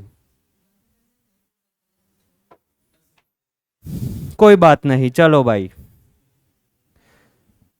आ गई मेथड, मारते हैं गोली आंसर सही अपना है, बरोबर है। तो भी आप घर पे जाके वर्कआउट कर लेना, मेथड समझ में आ गई है ना, प्लस माइनस कहीं हो नहीं है, वैसे तो सही है लेकिन तो भी देख लेना। चलो जाते हैं आगे, ये हटाया माइनस 12, ये माइनस 5, ये हटाया 3 3 जा 9, और ये प्लस 10 10 प्लस 9 19, ये भी सही है, और ये हटाया 3 1 जा 3 प्लस 8 3 1 जा 3 प्लस 8, लेकिन बीच वाला minus, minus 17 minus minus plus minus 19 8 minus 3 minus 5, done है। चलो बिंगो, नेक्स्ट प्रॉब्लम की तरफ आगे बढ़ते हैं। चलो, हमें दो वेक्टर दिए भाई, पहला और दूसरा, ऐसे दो वेक्टर दिए और हमें ये बताना है कि ये दोनों एक दूसरे से पैरेलल है। दो वेक्टर पैरेलल है ऐसा थियोरेटिकली दिखाना है, ड्रॉ करने नहीं बैठ जाना है। कोऑर्डिनेट दिए सर, लाओ अभी ठीक करके देता हूँ। तो कैसे करेंगे? तो हमें पता है दो वेक्टर पैरेलल हो तो उनका क्रॉस प्रोडक्ट क्या होता है, तो जिसका क्रॉस प्रोडक्ट 0 वो दोनों कैसे है, पैरेलल है। डन है भाई, कर दे। चलो तो देख लो सॉल्यूशन। वेक्टर ए अपने को क्या दिया है भाई, 2i माइनस 10j, के तो दिया ही नहीं है तो plus 0k cap. And B कितना दिया है अपने को, 4i minus 20j cap plus 0। चलो आर निकाल देते, अगर आर 0 हुआ तो ये दो कैसे होने चाहिए, पैरेलल। तो आई जे एंड के, आई है ओके, लिख सकते हैं 2 माइनस 10 0, 4 माइनस 20 0। चलो निकालते उसका आई कंपोनेंट, इसको हाइड करेंगे तो ये 0 माइनस 0, ये क्या हो गया आई कैप, मतलब 0 है ही नहीं। अब बीच में करेंगे माइनस, अब इसको हाइड करेंगे 2 इंटू 0 0, और ये भी क्या हो जाएगा जे कैप, ये भी बचा। अब के कैप के लिए इसको हाइड करेंगे, माइनस 22 जा माइनस, फॉर्मूला वाला minus, and 4 into minus 10 minus 40, तो ये हो जाएगा माइनस 40 के कैप। कोई दिक्कत भाई? अब ये 0 माइनस 40 प्लस 40 ये भी, तो सब कुछ क्या हो गया, 0 I cap 0 J cap 0, in short 0 है भाई। हैंस ए क्या होगा, पैरेलल टू, मतलब दोनों के बीच का एंगल क्या होगा, 0 होगा भाई। डन है, जा सकते हैं आगे। इजी इजी बात है राइट, सिर्फ मैथमेटिक्स कर रहे हैं, क्या कर रहे हैं। ये सेम क्वेश्चन अपने एनसीईआरटी के बुक में भी है एक्सरसाइज में, तो अभी सॉल्व कर देते हैं। क्या बता रहे हैं, so that magnitude of cross product A and B equal to twice the area of triangle A and B, है ना। Triangle of which A and B are the adjacent side, मतलब कोई ट्राइंगल है जिसकी दो adjacent side vector A and vector B है। चलो तो बना देता हूं मैं एक ट्राइंगल। मान लेते हैं ये मेरा वेक्टर ए है और ये मेरा वेक्टर बी है, और उससे एक ट्राइंगल कंप्लीट करना हो तो ऐसे कर सकता हूं। डन है। So suppose this is a triangle P Q R, जिसका यहाँ पे एक वेक्टर कौन सा है, ए, और यहाँ दूसरा वेक्टर कौन सा है, तो ये ट्राइंगल की ये दो एडजेसेंट साइड हुई। तो हमें ये बता रहे हैं कि so the magnitude of A cross A and B, है ना, cross product of A and B equal to twice the area of triangle A and B. मतलब इस ट्राइंगल का जो एरिया निकालेंगे उसका दुगना करेंगे, वो किसके जितना होगा, इसके मैग्नीट्यूड जितना। ये शो करना है, करे। चलो तो सॉल्यूशन। तो पहले ए क्रॉस बी का मैग्नीट्यूड क्या होगा भाई, तो मैग्नीट्यूड जब लेते हैं तब डायरेक्शन को साइड में रख देने का, बरोबर ना। तो वो कितना होगा, ए बी साइन, मान लो ये एंगल दोनों के बीच का कितना है, थीटा, तो ए बी साइन थीटा होगा। ये होगा इक्वेशन नंबर 1। चलो अब दूसरा काम करते हैं, let's find area of triangle P Q R. वो तो 9th का मैथ्स आता है ना, ट्राइंगल का एरिया कैसे निकालेंगे, हाफ बेस इंटू एल्टीट्यूड, तो हाफ बेस इंटू एल्टीट्यूड। चलो तो यहाँ पे एक एल्टीट्यूड में ड्रॉ कर देता हूँ। यहाँ से एल्टीट्यूड मेरा क्या होगा, ये होगा भाई, बरोबर है। अगर ये एंगल थीटा है तो बी का परपेंडिकुलर कंपोनेंट ही ये एल्टीट्यूड जितना होगा, सही बात है ना। तो ये एल्टीट्यूड की हाइट ये थीटा है तो एल्टीट्यूड, और ये बी हाइपोटेनस है तो ये कितना होगा, हाँ या ना, ये तो आता है ना समझ में। तो बस एरिया में सारी वैल्यू रख देते हैं। 1/2 बेस कितना है भाई, तो ए का मैग्नीट्यूड क्या होगा भाई, ए, एंड बी का मैग्नीट्यूड, तो 1/2 बेस है हमारा ए, इंटू एल्टीट्यूड मेरा कितना है बी, साइन थीटा, तो 1/2। यहाँ ए बी साइन थीटा तो क्या है, magnitude of A cross B, तो लिख सकते हैं मैग्नीट्यूड ऑफ क्या मिला है ये, तो इज इक्वल टू क्या है यहाँ पे, area of triangle P Q R. तो इसको 2 को सामने भेज दे तो क्या हो जाएगा, magnitude of A cross B is 2 times the area of triangle. Prove हो गया ये, कोई दिक्कत, इजी है ना।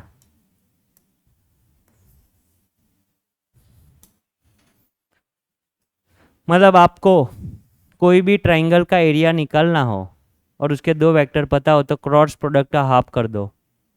क्या लिख सकता हूँ मैं, हाफ एरिया, किसी भी ट्राइंगल का एरिया क्या होगा, half multiply by magnitude of cross product of 2 vectors, है ना, जो वो 2 वेक्टर उस ट्राइंगल के क्या हो, एडजेसेंट साइड हो। डन है भाई, okay. Simple numerical text book में है, करवा दिया, डन है। अब तीसरी एक बात करना चाहते हैं, एक और अच्छा सा न्यूमेरिकल करना चाहते हैं।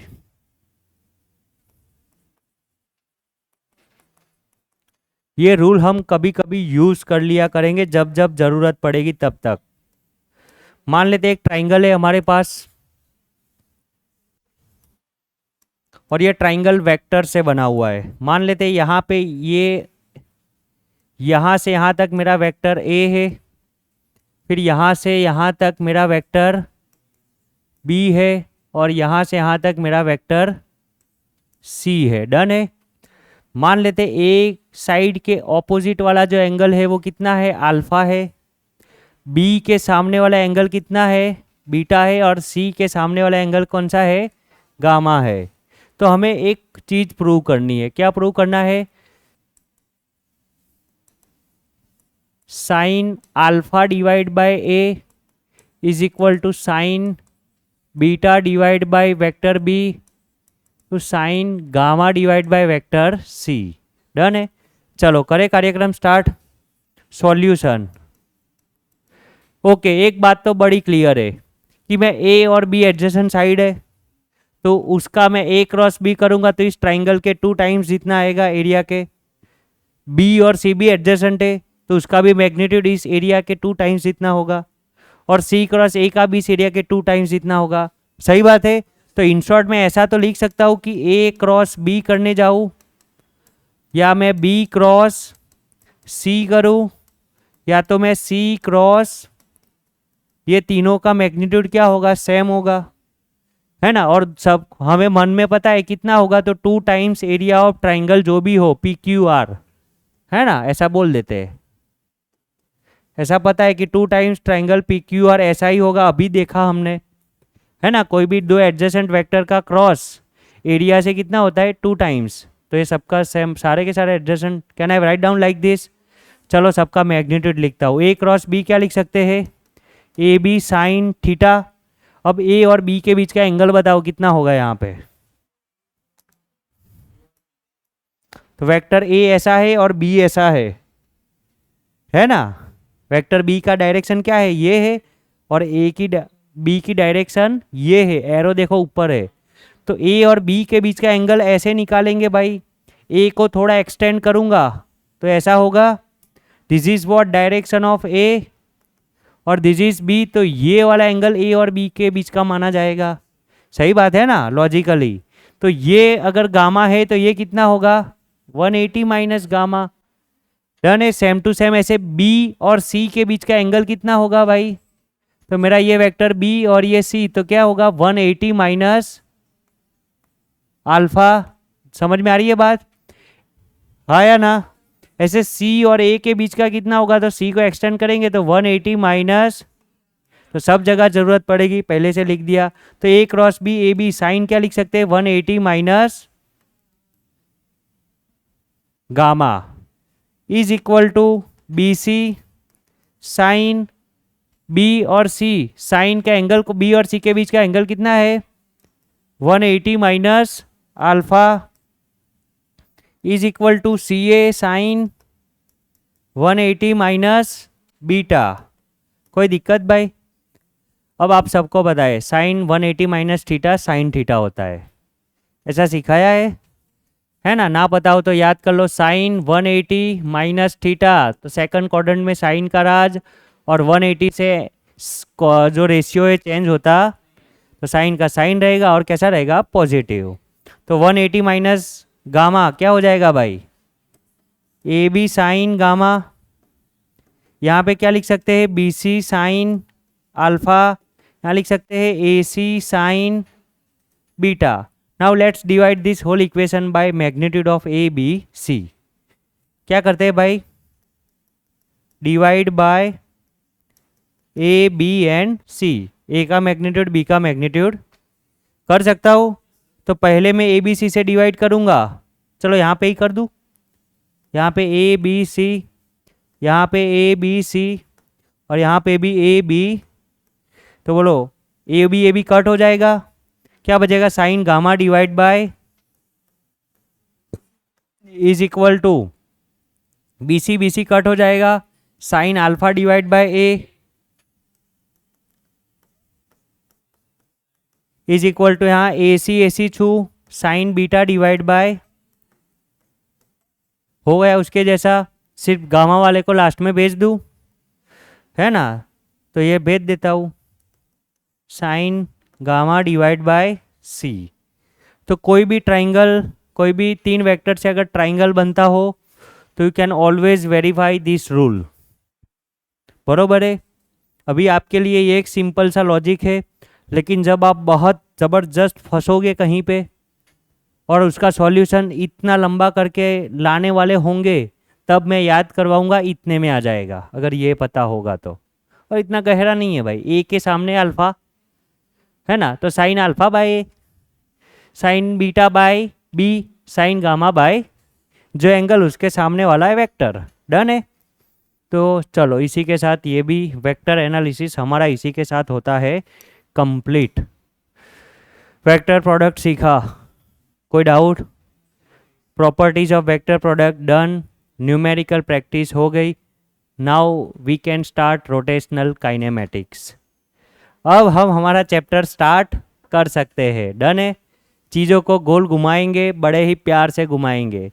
हमारी जो रोटेटिंग बॉडी होगी वो एन पार्टिकल सिस्टम से बनी है।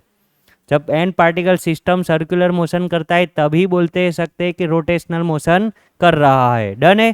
तो लेट्स स्टार्ट। आज हमारा पॉइंट ऑफ डिस्कशन है रोटेशनल काइनेमेटिक्स। सिर्फ मोशन के बारे में पढ़ेंगे और कोई चर्चा करेंगे नहीं। Let's start.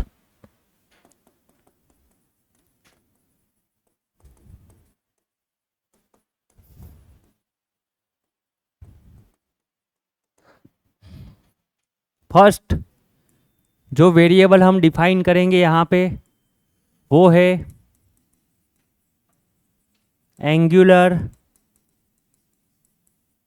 Displacement theta.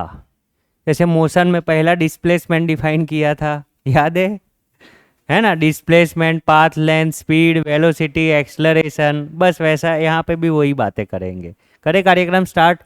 तो let's arrange coordinate, Cartesian coordinate system first of all.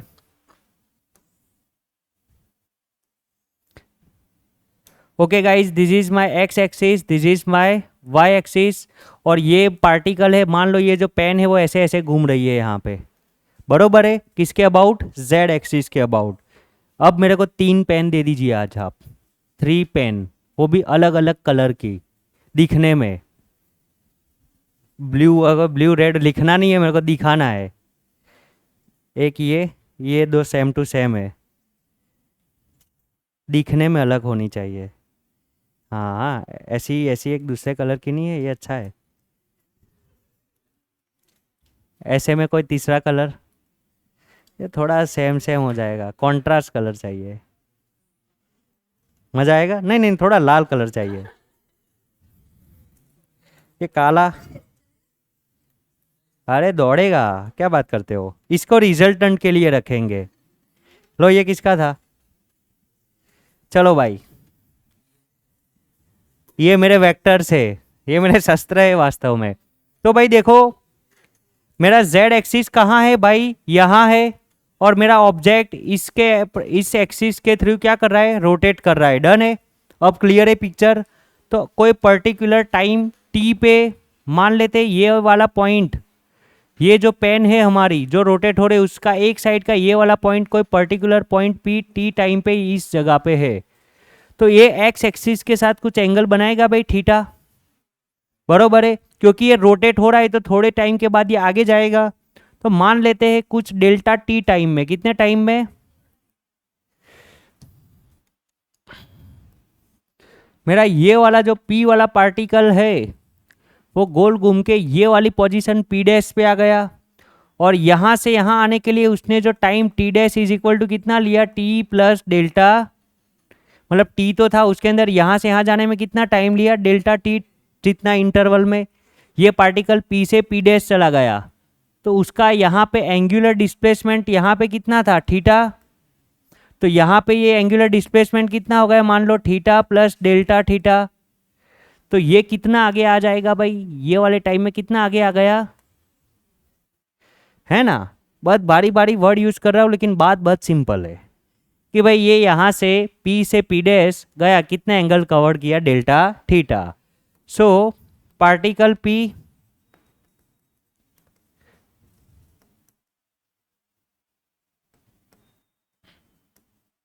Makes an angle delta theta in time delta T, तो ये जो उसने एंगल कवर किया डेल्टा थीटा, यही क्या है उसका एंगुलर डिस्प्लेसमेंट। कोई बहुत बड़ी बात है भाई, ये तो है डिस्प्लेसमेंट है, एंगल कितना बड़ा वो, तो delta theta is angular displacement. Easy, ऐसे ही छोटी मोटी बातें करेंगे, ऐसे ही छोटी मोटी बातें। ओके, सो डिफाइन हो गया ये एंगुलर डिस्प्लेसमेंट। अब फिजिक्स में कोई भी क्वांटिटी डिफाइन करेंगे तो उस क्वांटिटी स्केलर है, वेक्टर है, क्या है, क्यू है, सब जानेंगे, बरोबर है ना। तो एंगुलर डिस्प्लेसमेंट आप देखने जाएंगे तो उसका पहले हम एसआई यूनिट की बात करेंगे, इसका एसआई यूनिट, तो उसका एसआई यूनिट क्या है भाई, रेडियन, क्या है, रेडियन में हम उसको मेजर करेंगे। और उसकी डायरेक्शन की बात मैं थोड़ी देर बात करना चाहता हूँ, अभी करना चाहता, अभी इतना समझ में आता है, angular displacement delta theta, and उसको मेजर किस में करेंगे, रेडियन एंगल में, डन है, this is angular displacement. Next आता है हमारा topic angular speed and angular velocity. तो जब मैं वेलोसिटी डिफाइन करूंगा तब मैं डायरेक्शन भी डिफाइन करूंगा, और तब मैं इसकी डायरेक्शन की भी बात कर लूंगा, दोनों की साथ में, क्योंकि कोई अलग अलग चीज़ नहीं है। आपको आता है जहाँ डिस्प्लेसमेंट होता है वेलोसिटी वहाँ ही होती है ना। तो जहाँ एंगुलर डिस्प्लेसमेंट का डायरेक्शन, वो डायरेक्शन किसकी, वेलोसिटी की, तो वो वहाँ डिफाइन कर देते। पहले हम डिफाइन करते हैं एंगुलर स्पीड। तो नॉर्मल स्पीड क्या लिखते थे, डिस्टेंस डिवाइड बाय टाइम, तो एंगुलर स्पीड क्या लिखूंगा अब मैं,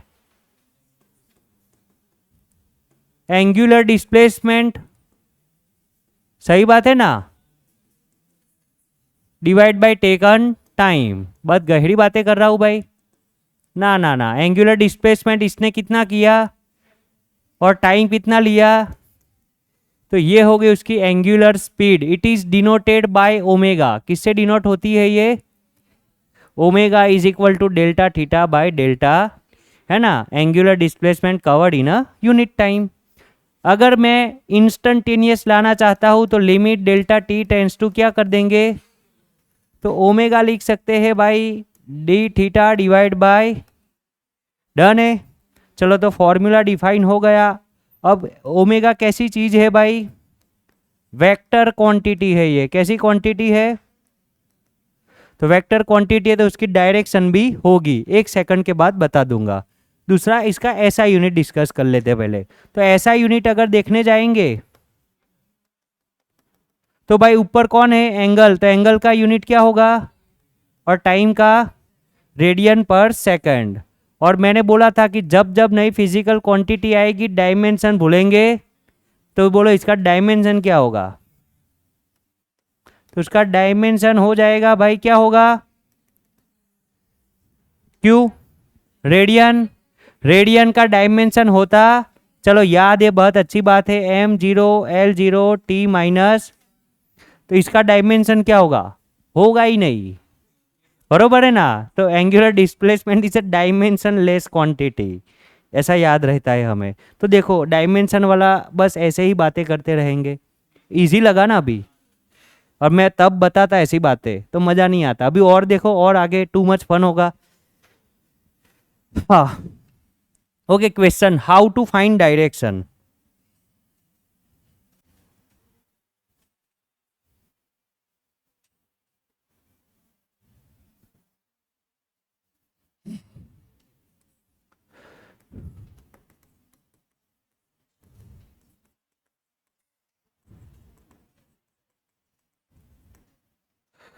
ओके, अगर एंगुलर स्पीड के साथ में डायरेक्शन जोड़ दूंगा तो वो क्या बन जाएगी, एंगुलर वेलोसिटी, बरोबर है। तो क्वेश्चन है डायरेक्शन निकालेंगे कैसे, तो using right hand screw rule. कौन सा रूल भाई, using right hand screw rule. Rotate the screw in the direction of rotation of body. Body जिस डायरेक्शन में रोटेट हो रही हो, मान लो ऐसे हो रही हो तो ऐसे घुमाओ, ऐसे हो रही हो तो ऐसे घुमाओ, जहां स्क्रू जाए वो डायरेक्शन ऑफ ओमेगा है ना। Rotate the screw in the direction of rotation of body. Okay, तो जहां स्क्रू जाएगा वो क्या होगा, हमारे रोटेशन की डायरेक्शन। अब मान लेते हैं कि हमारी जो बॉडी है वो ऐसे रोटेट हो रही है ना, हमने ऐसे लिया है। देखो अब यहाँ पे एक्स वाई इस बोर्ड वाले प्लेन में ही घूम रही है, ऐसे है ना। कैसे घूम रही है, ऐसे विथ एंगुलर स्पीड ओमेगा। अगर ये ऐसे घूम रही है, ऐसी वाली डायरेक्शन को क्या बोलते हैं, एंटी क्लॉक। तो बताओ, स्क्रू रख के बताओ इसका ओमेगा कहाँ होगा। तो ओमेगा ऐसे घुमाओ, थंब कहाँ आया, तो ये है उसके ओमेगा की डायरेक्शन। बाहर वाले पॉइंट को कैसे बताएंगे, सो this is direction of omega. Done है। तो अगर मैं अलोंग डायरेक्शन ओमेगा लिखूँ तो वो क्या बन जाएगा, एंगुलर वेलोसिटी। तो ऐसे ही आप किसकी डायरेक्शन निकाल सकते हो, एंगल की, कि एंगुलर डिस्प्लेसमेंट जहाँ हो रहा है, अब दोनों सेम ही बात हुई ना, डिस्प्लेसमेंट कहाँ हो रहा है, यहाँ, और वेलोसिटी भी कहाँ रहा है, यहाँ। तो जहाँ वेलोसिटी है वही डायरेक्शन किसकी है, एंगुलर डिस्प्लेसमेंट की। डन है। तो यहाँ पे मैं ओमेगा का डायरेक्शन ऐसे डॉट से बता सकता हूँ। डन है, कोई दिक्कत। देखो डॉट बहुत खास चीज है। आप सोचोगे सर ये घूम रहा है ऐसे और मैं डॉट से बता रहा हूँ उसकी दिशा, तो मैं देखो एंटी क्लॉक और क्लॉक ऐसा बोलना कन्वीनियंट नहीं है हर बार। मेरे लिए जो एंटी क्लॉक है ना वो आपके लिए क्लॉकवाइज है, सही बात है ना। अगर ऐसे उस डायरेक्शन में बोलेंगे तो बोलेगा मेरी या तेरी, ऐसे क्वेश्चन खड़े होंगे।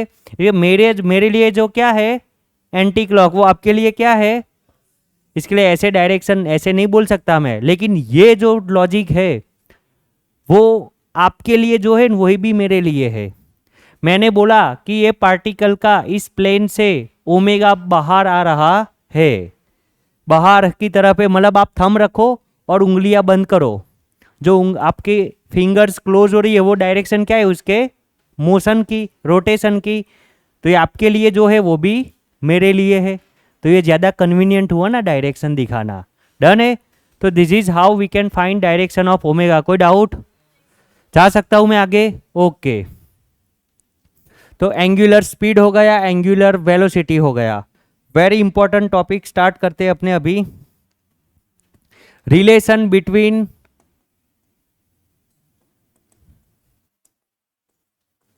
linear speed and angular, okay, linear velocity, I have to write down linear velocity and angular velocity। First of all हम इसका स्केलर रिलेशनशिप डिस्कस करेंगे एंड देन डायरेक्शन का डिस्कशन करके क्या बना देंगे, वेक्टर। हमारा रूल ऐसा ही रहेगा, पहले इजी, फिर उसके अंदर थोड़ा मसाला डाल के ये ले लो डायरेक्शन का। चलो भाई, लीनियर स्पीड, कोई भी पार्टिकल गोल घूमता है रोटेशनल बॉडी तो उसकी हर एक पार्टिकल की अपने पोजीशन पे एक लीनियर वेलोसिटी होती है। Distance travel on circular path divide by taken time, याद है ऐसा? वो क्या थी उसकी? Linear speed. तो यहाँ पे हमारा जो डायग्राम है उसके ऊपर वापिस आता हूँ मैं। मान लो ये जो पार्टिकल गोल घूम रहा है उसकी रेडियस कितनी है भाई? आर रेडियस है। तो उसने उसकी लीनियर स्पीड निकालनी हो तो लीनियर स्पीड क्या होता है? Distance travel divide by taken time. तो मेरा पार्टिकल पी डिस्टेंस कितना ट्रैवल किया? आर्क पी पी डैश जितना, है ना? पी से लेके कहाँ गया? पी डैश, ये उसका डिस्टेंस है या ना? तो मैं लिख सकता हूँ linear speed is equal to distance travelled divide by taken time. और मेरा पार्टिकल पी है वो कितना डिस्टेंस ट्रैवल किया है? Arc P P dash divide by time कितना लिया है? Delta T. डन है। अब आर्क निकालनी है हमें, कैसे निकाल सकते हैं? तो हम एक फॉर्मूला जानकर आए थे रेडियन के अंदर, angle is equal to arc divide by radius, ऐसा कोई फॉर्मूला था भाई? यही रेडियन एंगल का फॉर्मूला है और यहाँ एंगल किस में? रेडियन में ही है। तो ये इस लॉजिक को अगर मैं यहाँ अप्लाई करने जाऊँ, नेक्स्ट पेज पे करूँ ये, है ना? डायग्राम आपको यही मेंशन कर लेनी है। नाउ वी नो एंगल, कौन सा angle? Radian angle is equal to arc divide by radius. तो यहाँ मेरा एंगल कितना है भाई? Delta theta. और आर्क क्या है मेरी? आर्क पीपी डैश है, सही बात है। और रेडियस कितनी है? तो यहाँ से आर्क पीपी डैश की वैल्यू क्या हो जाएगी? Delta theta into R. क्या ऊपर वाले इक्वेशन में वैल्यू रख सकता हूँ मैं? रख देते। तो यहाँ पे हम लिख सकते हैं delta theta into R divide by delta, लेकिन डेल्टा ओके। और ये क्या ढूंढ रहे हैं हम? Linear speed v। लेकिन delta theta by delta T तो क्या था? ओमेगा। तो यहाँ से मैं लिख सकता हूँ कि this v is nothing but omega into, और ये हो गया आपका linear relation between omega and R. मैंने बताया था ना v is equal to R omega.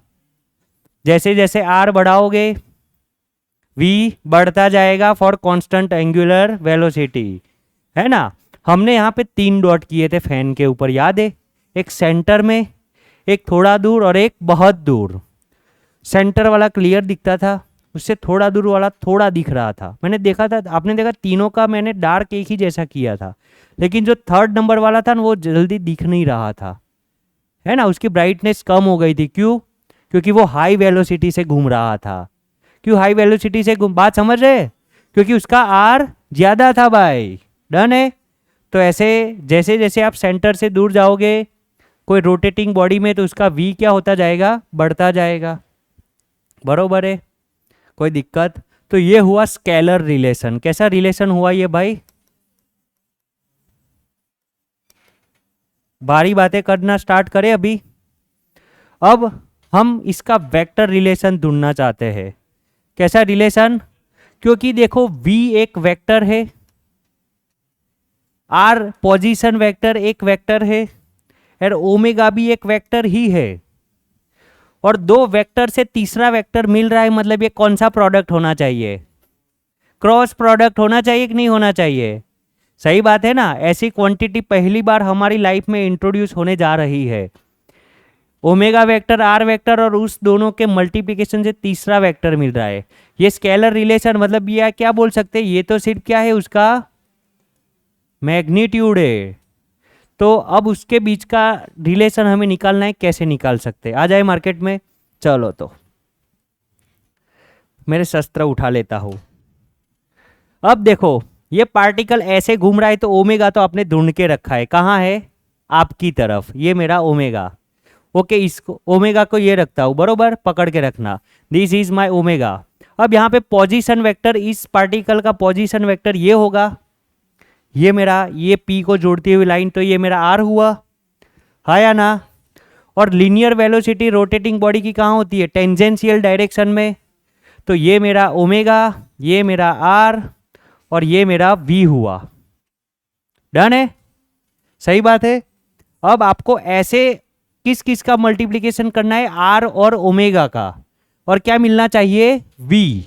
तो ये आर है, ये ओमेगा है ना, और वी मेरा ऐसा है। अब बात समझ में आ गई। तो ये मेरा ओमेगा है, ये मेरा आर है, और आपको मल्टीप्लिकेशन करना है ये दो वेक्टर का, जिससे मेरे को फाइनल डायरेक्शन क्या मिले, ये मिले, अंदर की तरफ जाती हुई, राइट, है या ना, सॉरी ऊपर की तरफ जाती हुई, बरोबर है। मेरा पार्टिकल कहाँ घूम रहा है, ऐसे। अगेन अगेन रिपीट करता हूं मैं, ये मेरा बाहर की तरफ ओमेगा और इस प्लेन में आर है, तो उसी प्लेन में ऊपर जाता हुआ मेरा वी होना चाहिए। तो मेरे पास दो ऑप्शन है, क्या कर सकता हूँ, या तो आर क्रॉस ओमेगा या तो ओमेगा क्रॉस, पहले मैं क्या करता हूँ, आर क्रॉस ओमेगा करता हूँ, है ना। तो चलो ये मेरा आर है और ये मेरा ओमेगा, ओमेगा क्रॉस आर किया तो ये डायरेक्शन कहाँ आई, उसी प्लेन में नीचे आई, ना ना ना ना ना, वी नीचे, तो ये वाला पॉसिबल नहीं है, आर क्रॉस ओमेगा कर सकता। अब दूसरा कर रहा हूँ मैं, ओमेगा क्रॉस आर, तो ये मेरा ओमेगा और ये आर, तो ये थंब कहाँ आया, ऊपर, और मेरा वी भी कहाँ है, तो कौन सा परफेक्ट मैच हो रहा है, ओमेगा क्रॉस आर। सो उस दोनों के बीच का वेक्टर रिलेशन हम लिख सकते हैं भाई। वेक्टर रिलेशन हमने देखा और वो हमें मिला कि v is equal to omega cross R. Done है भाई, क्योंकि सिर्फ मैग्नीट्यूड है तो मैग्नीट्यूड से तो दोनों हो सकते हैं, लेकिन हम कहाँ पे गए, रिजल्ट पे गए। बात समझ में आई कि फिर से बताऊँ, आई ना। ओमेगा बाहर एक बार देख लो पहले, फिर से एक बार लास्ट टाइम देख लो। क्या करना है हमें, ये हुआ उसका actual result, omega cross R क्या होता है, वी होता है। तो ये मेरा ओमेगा और ये मेरा R, this is my omega, this is my R. करो ओमेगा क्रॉस आर, दर्द तो देगा भाई। So this is omega, this is R, कहाँ आ रहा है ये, अप साइड आ रहा है ना एरो, थंब, तो ये क्या आ गया आपका वी। कोई दिक्कत। अब देखो डायरेक्शन आपको जो पॉइंट है ना वहां पे ही रखनी है ना, ऐसा नहीं कि थंब मेरा यहाँ है तो यहाँ बताऊंगा। समझ आए बात को, जा सकता हूँ आगे, अंडू कर देता हूँ, डन है।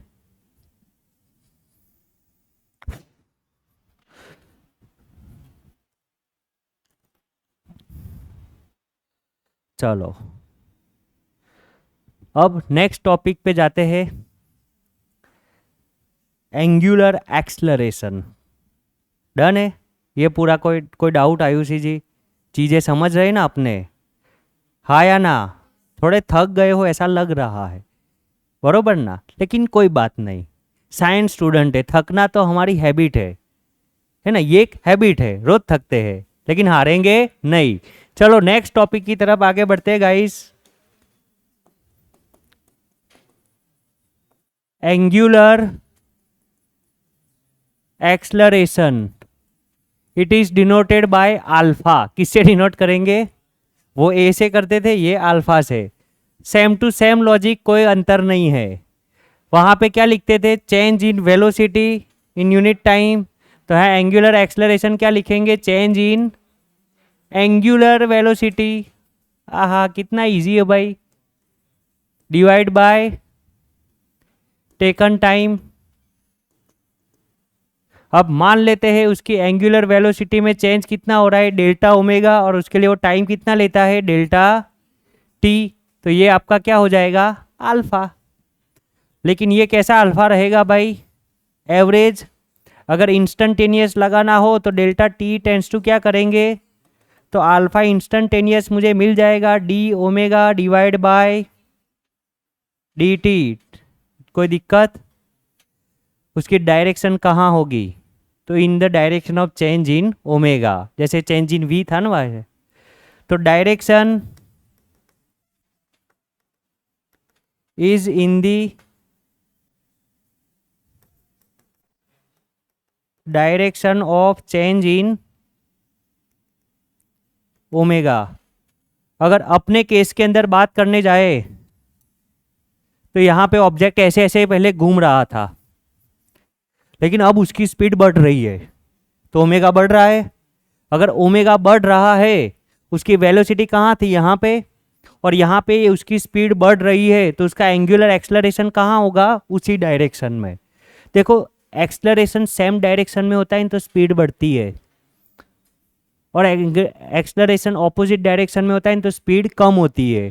तो यहाँ पे याद रखेंगे कि एंगुलर वेलोसिटी बढ़ रही है तो सेम डायरेक्शन में ओमेगा, जहाँ ओमेगा है वहाँ पे ही क्या होगा, अल्फा। और स्पीड स्लो हो रही हो तो ऑपोजिट डायरेक्शन में हो जाएगा अल्फा, किसके, ओमेगा के। याद रहेगा ऐसा, हाँ ना बोलने का यार, है ना। लिख देता हूं मैं, लिख दूं ना, ये लिख देता हूं मैं ये, इफ ओमेगा क्या हो रहा हो, बढ़ रहा हो मतलब, तो in direction of omega alpha कहाँ होगा, तो alpha is in the direction of omega, and omega अगर डिक्रीज हो रहा हो then alpha is in the opposite direction of omega. Done है भाई। तो this is all about angular acceleration. इसको थोड़ा और सिंप्लीफाई अगर हम करना चाहे तो ऐसे कर सकते हैं, this alpha is equal to D by D T, और ओमेगा की जगह क्या लिख सकता हूं भाई मैं, D theta by D T लिख सकता हूं, है ना। ओमेगा क्या है यहाँ पे, अभी आगे तो लिखा है यार, है ना, डी थीटा, तो यहाँ पे रख सकते, तो ये हो जाएगा D by D T as it is, और यहाँ पे डी थीटा बाई, ऐसा लिख सकते हैं ना, तो ये हो जाएगा D square theta by D T. तो सेम टू सेम उसके जैसे ही बातें हो रही है भाई, ये तो लीनियर जैसी। वहाँ लिखते थे D square X by D T square, है ना। डिस्प्लेसमेंट का सेकंड डेरिवेटिव क्या देता था, acceleration, first derivative velocity, same to same बातें। वेक्टर है वो तो कब से बता दिया, एसआई यूनिट क्या होगा इसका, तो ऊपर वेलोसिटी नीचे टाइम, तो एसआई यूनिट क्या हो जाएगा भाई, रेडियन पर सेकंड स्क्वायर, है ना, रेडियन पर सेकंड स्क्वायर। ऊपर एंगल आएगा रेडियन पर सेकंड, और एक बार सेकंड, रेडियन पर सेकंड स्क्वायर, इजी है। डायमेंशन क्या होगा इसका, m0 l0 t माइनस, कितनी इजी इजी बातें हैं। अब जब बॉडी रोटेट करती है तो उसके पार्टिकल अपने पाथ पे सर्कुलर मोशन करता है, उसके कारण उसकी लीनियर वेलोसिटी होती है। अब बॉडी का एंगुलर वेलोसिटी बढ़ेगा तो बॉडी का v बढ़ेगा, v बढ़ेगा ना। अब v बढ़ेगा, v में चेंज होगा तो उसका लीनियर एक्सलरेशन भी होगा, है ना। तो let's find out linear acceleration of the particle which performing rotational motion. Linear acceleration तो हम जानते हैं क्या होता है, dv बाई dt, बट यहाँ पे हमारा मेन एम ये है कि we want to find out relation between linear acceleration and angular acceleration. जैसे v और ओमेगा का देखा, वैसे अब किसका देखेंगे, a एंड अल्फा का। करे कार्यक्रम स्टार्ट, हाँ या ना, अरे बोलेंगे यार। देखो अगर आपको शायद लगता हो कि मैं रोबोट हूँ तो नहीं हूँ, मेरे को भी थकान होती है भाई, लेकिन क्या करें, जो करना है वो करना है, बरोबर ना। थकने से थोड़ी चलेगा, अगर थकना ही एम होता तो मैं कुछ और लेता, सही बात है ना। चलो आगे जाते हैं। Relation between linear acceleration and angular acceleration।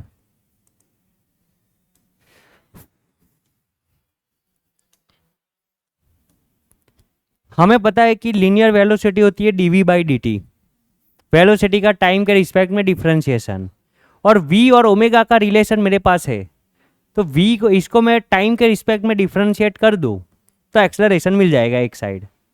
सही बात है। चलो तो यही कार्यक्रम को आगे बढ़ाते हैं ये इक्वेशन से। We have a equation, we have a relation that is vector v is equal to omega cross r था भाई ऐसा। Let's differentiate with respect to time t।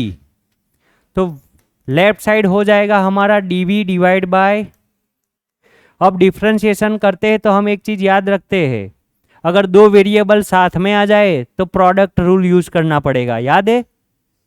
x और y दोनों u एंड v है ना, अगर दो वेरिएबल साथ में हो जैसे u एंड v, तो उसका अगर डिफ्रेंशिएशन कर रहे हैं हम d बाई डी एक्स, तो पहला एज इट इज, फिर किसका डिफ्रेंशिएशन प्लस पहले का डिफ्रेंशिएशन एंड दूसरा एज इट इज, ये रूल लिखवाया था। तो यहाँ देखो अगर v बदलेगा तो ओमेगा बदलेगा, ओके, और r भी बदल सकता है, कुछ r भी वेरिएबल है। तो हम यहाँ पे कौन सा रूल यूज कर सकते हैं, प्रोडक्ट रूल, क्योंकि फिजिक्स है, हर एक चीज हम दिमाग से नहीं सोच सकते, जहाँ दिमाग रुकेगा वहाँ कौन चालू हो जाएगा, मैथमेटिक्स। लेकिन कंक्लूजन आएगा ना वो बहुत ब्यूटीफुल होता है, वो हम सोच सकते। चलो तो प्रोडक्ट रूल अप्लाई करते हैं भाई, ओमेगा एज इट इज, और दूसरे का डिफ्रेंशिएशन क्या लिख सकते हैं, डी आर बाय प्लस पहले का differentiation D omega by D T and second as it is, बीच में क्रॉस ही रखा है, राइट, क्रॉस प्रोडक्ट बदला। अब D R by D T क्या होता है, वेलोसिटी होता है भाई, है ना, लीनियर वेलोसिटी, पोजीशन वेक्टर का टाइम के रिस्पेक्ट में डिफ्रेंशिएशन। तो यहाँ लिख सकते हैं हियर, यहाँ से चालू करते हैं, यहाँ dv बाई डी टी क्या है भाई, linear acceleration a, dr by D T है linear velocity, and D omega by D T क्या है, एंगुलर एक्सलरेशन अल्फा। सब रख दूं अंदर। चलो बहुत ब्यूटीफुल इक्वेशन बन रहा है हमारे सामने। आप देखो इस इक्वेशन की ब्यूटी देखेंगे हम। dv बाई डी टी है acceleration a linear is equal to क्या मिला, omega cross v plus D omega by D T alpha cross r। कोई दिक्कत भाई? This is a very beautiful and very important equation in case of a rotational motion. This gives us the relation between linear acceleration a and angular acceleration alpha। अब थोड़ा इसको भाई गहराई से आप देखो क्या देखने को मिलता है। ओमेगा क्रॉस v की डायरेक्शन निकालते हैं और किसकी डायरेक्शन निकालते हैं, अल्फा क्रॉस r। लिख देता हूं आगे, अपने वाले केस को ही पकड़ेंगे। क्या निकालना है हमें, ओमेगा क्रॉस v की डायरेक्शन निकालेंगे एंड अल्फा क्रॉस, आप बताएंगे। अब मेरा ऑब्जेक्ट कैसे घूम रहा है, ऐसे ऐसे, मतलब ओमेगा कहाँ है, ऐसे, r कहाँ है, ऐसे, v कहाँ है, बरोबर, और स्पीड भी ऐसे बढ़ा रहा है, तो अल्फा कहाँ है, वो भी बाहर की तरफ। डन है, ये सब जानते हैं। वेक्टर प्रोडक्ट आप जानते हैं, रिजल्टेंट डायरेक्शन दिखाएंगे।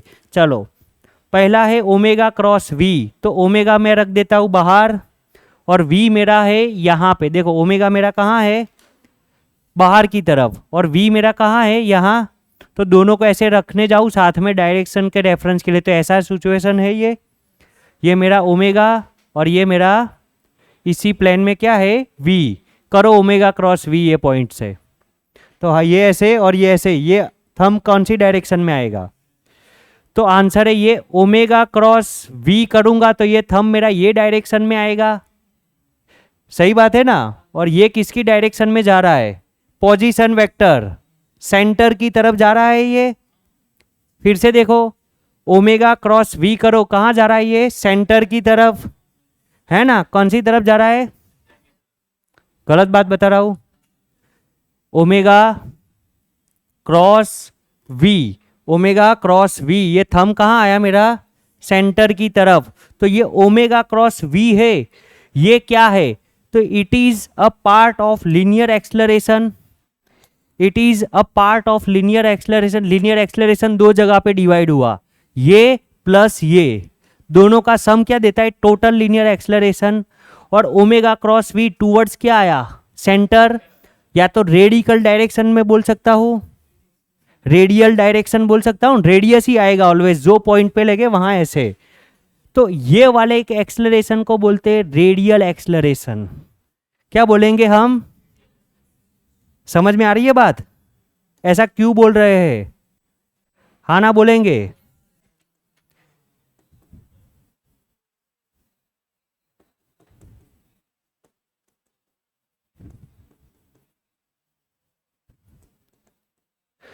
ये दूसरे शब्दों में ऐसा भी बोल सकते हैं कि ये टूवर्ड्स सेंटर है, टूवर्ड्स सेंटर।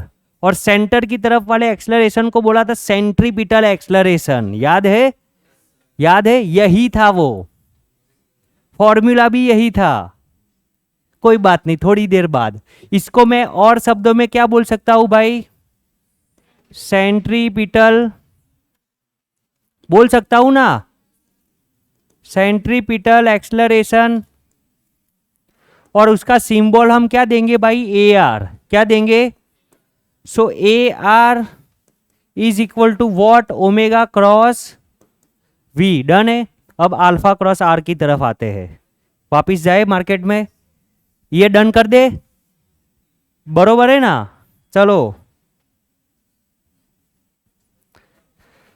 अब आपको पता है अल्फा मेरा ऊपर है और आर मेरा यहां है ना, ये सिचुएशन हो गई आर की और ये सिचुएशन हो गई अल्फा की। तो करो alpha cross R P point के अकॉर्डिंग। तो अल्फा क्रॉस आर करने जाऊंगा तो कहाँ आया, ऐसे, तो पी पॉइंट पे ये डायरेक्शन ऐसे आ रही है, अप, पी पे साथ ले जाऊं तो ये ऐसी होगी, और पी के साथ ऐसी जाती हुई डायरेक्शन क्या होती है, टेंजेंशियल, और वो तो वी की डायरेक्शन है, तो वी की डायरेक्शन भी टेंजेंशियल है। तो यहाँ पे अल्फा क्रॉस आर, कौन सा, अल्फा क्रॉस आर कहाँ मिला हमें, टेंजेंशियल। सही बात है भाई, कहाँ गया, ये रहा, alpha cross R you will get in the tangential direction. तो ये हमें मिला इन टेंजेंशियल डायरेक्शन में, और ये कहाँ मिला, टूवर्ड्स सेंटर, राइट।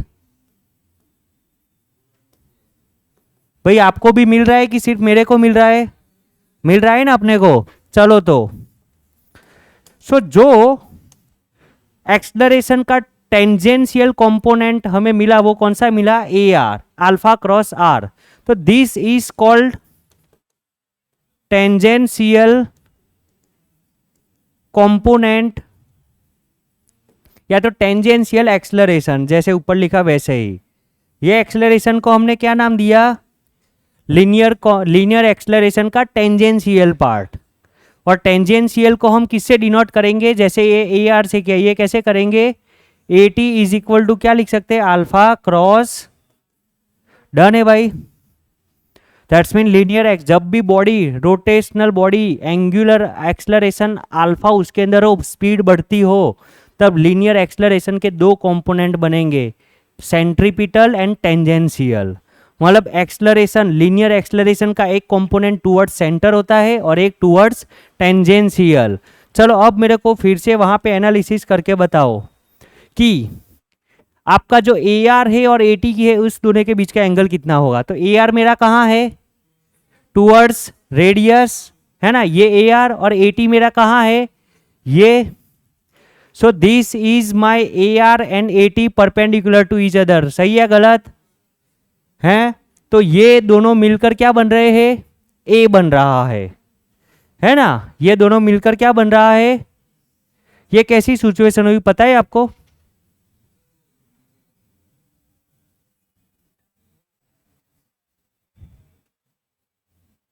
चलो तो ये सिचुएशन कुछ ऐसी हुई भाई, थोड़ा समझो बात को, कि here A R and A T perpendicular to each other, है ना, here A R is perpendicular to क्या है, ए टी है।